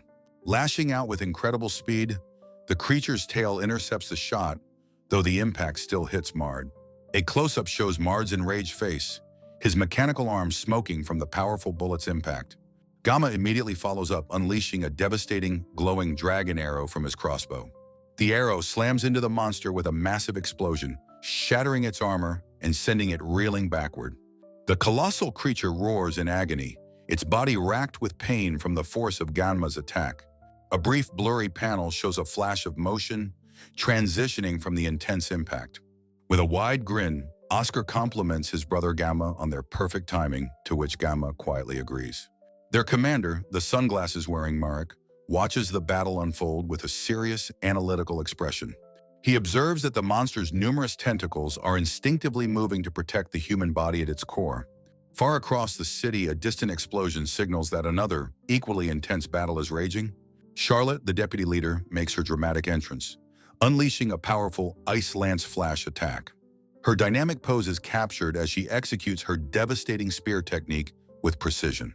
Elsewhere, the insectoid demon Dorofarai taunts its opponent, eager to watch them burn to ash. In response to the demon's taunt, a powerful beam of light, a flaming attack, is unleashed. A cloaked figure stands amidst the ensuing chaos, revealed as the source of the devastating blast. The two combatants clash with incredible force, their battle tearing apart the landscape. Charlotte expresses her shock, questioning the sudden and unexpected arrival of His Highness. The Emperor of Maduki, Anch, appears with a smile, confirming he made it just in time. He remarks on the powerful sword Kai he sensed, noting the wielder must be temporarily weakened. Anch asks Charlotte if she can still fight, and she confidently affirms that she can. The scene returns to Mabel, who stands ready with her staff, her golems facing the main threat. Her magic-guided doll, forged from her earth magic, acts as her steadfast vanguard. With a flash of his blade, Gunma swiftly cuts down one of Mabel's golems. Mabel watches the ensuing scene with a look of profound sorrow in her eyes. The horned Mard restrains the centipede, screaming that he is protecting Gunma, as Mabel recognizes them both. Her mind flashes back to a happier time, seeing a human Mard and Gunma laughing in a classroom. She laments how they used to be so joyful, a stark contrast to their current tragic battle. From the rubble, Mabel watches the battle, sadly observing that both fighters seem to be in anguish. The colossal centipede monster is slammed into the ground with overwhelming, earth-shattering force. Mard screams Gunma's name in agony, lamenting this brutal lesson in his friend's true power. With tears in his eyes, Gunma yells back that this suffering is Mard's just and natural retribution. Gunma's own eye widens in shock as he witnesses the brutal confrontation. His expression reveals his horror at seeing his former comrade's torment up close. Crushed by a tendril, Mard sees Gunma's tears and questions why his friend is crying for him. His face a mask of agony, Mard begs for his worthless, pathetic life to be ended quickly. A monstrous, skeletal tendril whips through the air, lunging forward with deadly intent. In a flash of brilliant light, something within Gunma awakens, unleashing a new power. He looks at his own hands in shock as white, mechanical armor materializes around his body. The word hunter appears, seeming to signify the source or trigger of this transformation. Now fully armored, Gunma leaps into the air, riding the creature's massive tail. From the sidelines, Oscar screams in desperation for the monster to release Mard. A voice boasts that the creature can regenerate no matter how many times it is slain. The sheer force of Gunma's power radiates, a precursor to his next devastating move. On the ground, Oscar cries out his brother's name in a mixture of terror and awe. High above the city, Gunma swings the colossal monster around by its tail with incredible strength. His grip is unbreakable as he prepares to hurl the creature into a nearby skyscraper. From below, Mabel and the sunglasses-wearing Merrick watch the unbelievable display of power. The monster is sent flying, causing the building to erupt in a cataclysmic explosion. Its massive body smashes through the skyscraper with utterly destructive force. The creature's tail writhes amidst the wreckage, a testament to its defeat. Mabel and Merrick stare in stunned silence at the scene of utter devastation. Looking at the smoking ruins, Merrick grimly calls out Gunma's name, processing the event. He admits his failure, stating he misjudged the enemy's power and the situation has changed. Beside a truck, Charlotte reports that new weapons are being deployed to torch the city block. Gunma listens intently, then agrees they must continue evacuating the civilians from the shelters. As the military truck speeds away, Merrick watches them go with a look of deep concern. A sudden, violent impact knocks Mabel off her feet and onto the ground. Merrick rushes to her side, calling out Gunma's name in distress. Mabel's eyes are wide with pure, unadulterated terror as she stares at an unseen horror. Merrick urgently tells the panicked Mabel to calm down, insisting that Gunma has not been defeated. The uniformed, sunglass-wearing rodent Gunma looks up, his expression one of sudden surprise. Amidst the jagged ruins, Merrick screams at his companion to run for her life. Mabel, knocked to the ground, looks up in terror, her staff just out of reach. Her face contorts in pure shock as she stares at an unseen horror. A silent, terrified scream escapes her lips as the danger looms over her. A hand snaps its fingers, and a small, fluffy creature on the ground reacts instantly. The horned Mard, his demonic markings stark, grins with sadistic glee. He looks up, watching Gunma, now encased in white armor, soar through the sky. From a distance, Oscar looks on in utter astonishment, questioning what he is seeing. Gunma crashes down upon Mard with meteoric force, causing a cataclysmic explosion. Mabel stares at the grotesque, defeated form of the centipede monster. The raccoon-like Merrick looks on, his expression filled with worry and concern. From afar, Raphael observes the scene with a faint, satisfied smile. A massive plume of dust and smoke billows into the air from the impact. The sheer destructive power of the blow is reflected in Merrick's dark sunglasses. Standing alone in the smoke, Gunma wonders what just happened to him. With immense relief, Mabel rushes to his side, calling out his name. Merrick flies over, glad Gunma is safe but admitting he was shocked by the event. Mabel asks about the incredible power he just unleashed, noting he didn't use his bow. Touching his own face, Gunma confesses he cannot explain the source of his strength. Charlotte speculates his power might be the same as the Emperor's. Gunma learns the name of this ability, Sword Kai, and questions if that's it. Merrick ponders the nature of this new power, comparing it to Oscar's. From behind rubble, Oscar peeks out at the wreckage of his monstrous foe. He taunts the defeated Mard, asking if Gunma can perform that feat again. A woman with long hair announces there is a way to stop Mard's rampage. Merrick turns to her, asking what she means by that. Gunma explains that Mard retains his human consciousness, unlike other demons. He reveals his plan to use a suggestion spell with Rifle to talk him down. Merrick immediately voices his doubt, pointing out their previous failures with the spell. Faltering, Gunma quietly admits they have never once succeeded with the combination. The red-haired commander, Oscar, addresses Gunma as her brother. She offers her grenade launcher as a brutal, more direct alternative solution. Gunma's expression turns somber as he explains his choice of the difficult path. Oscar questions if it's because Mard is his friend, despite the betrayal. His gaze turns distant, a memory of Mabel flashing in his mind. He confesses he isn't a good enough person to simply want to save him. Yet he admits he cannot be cruel enough to bring himself to kill him.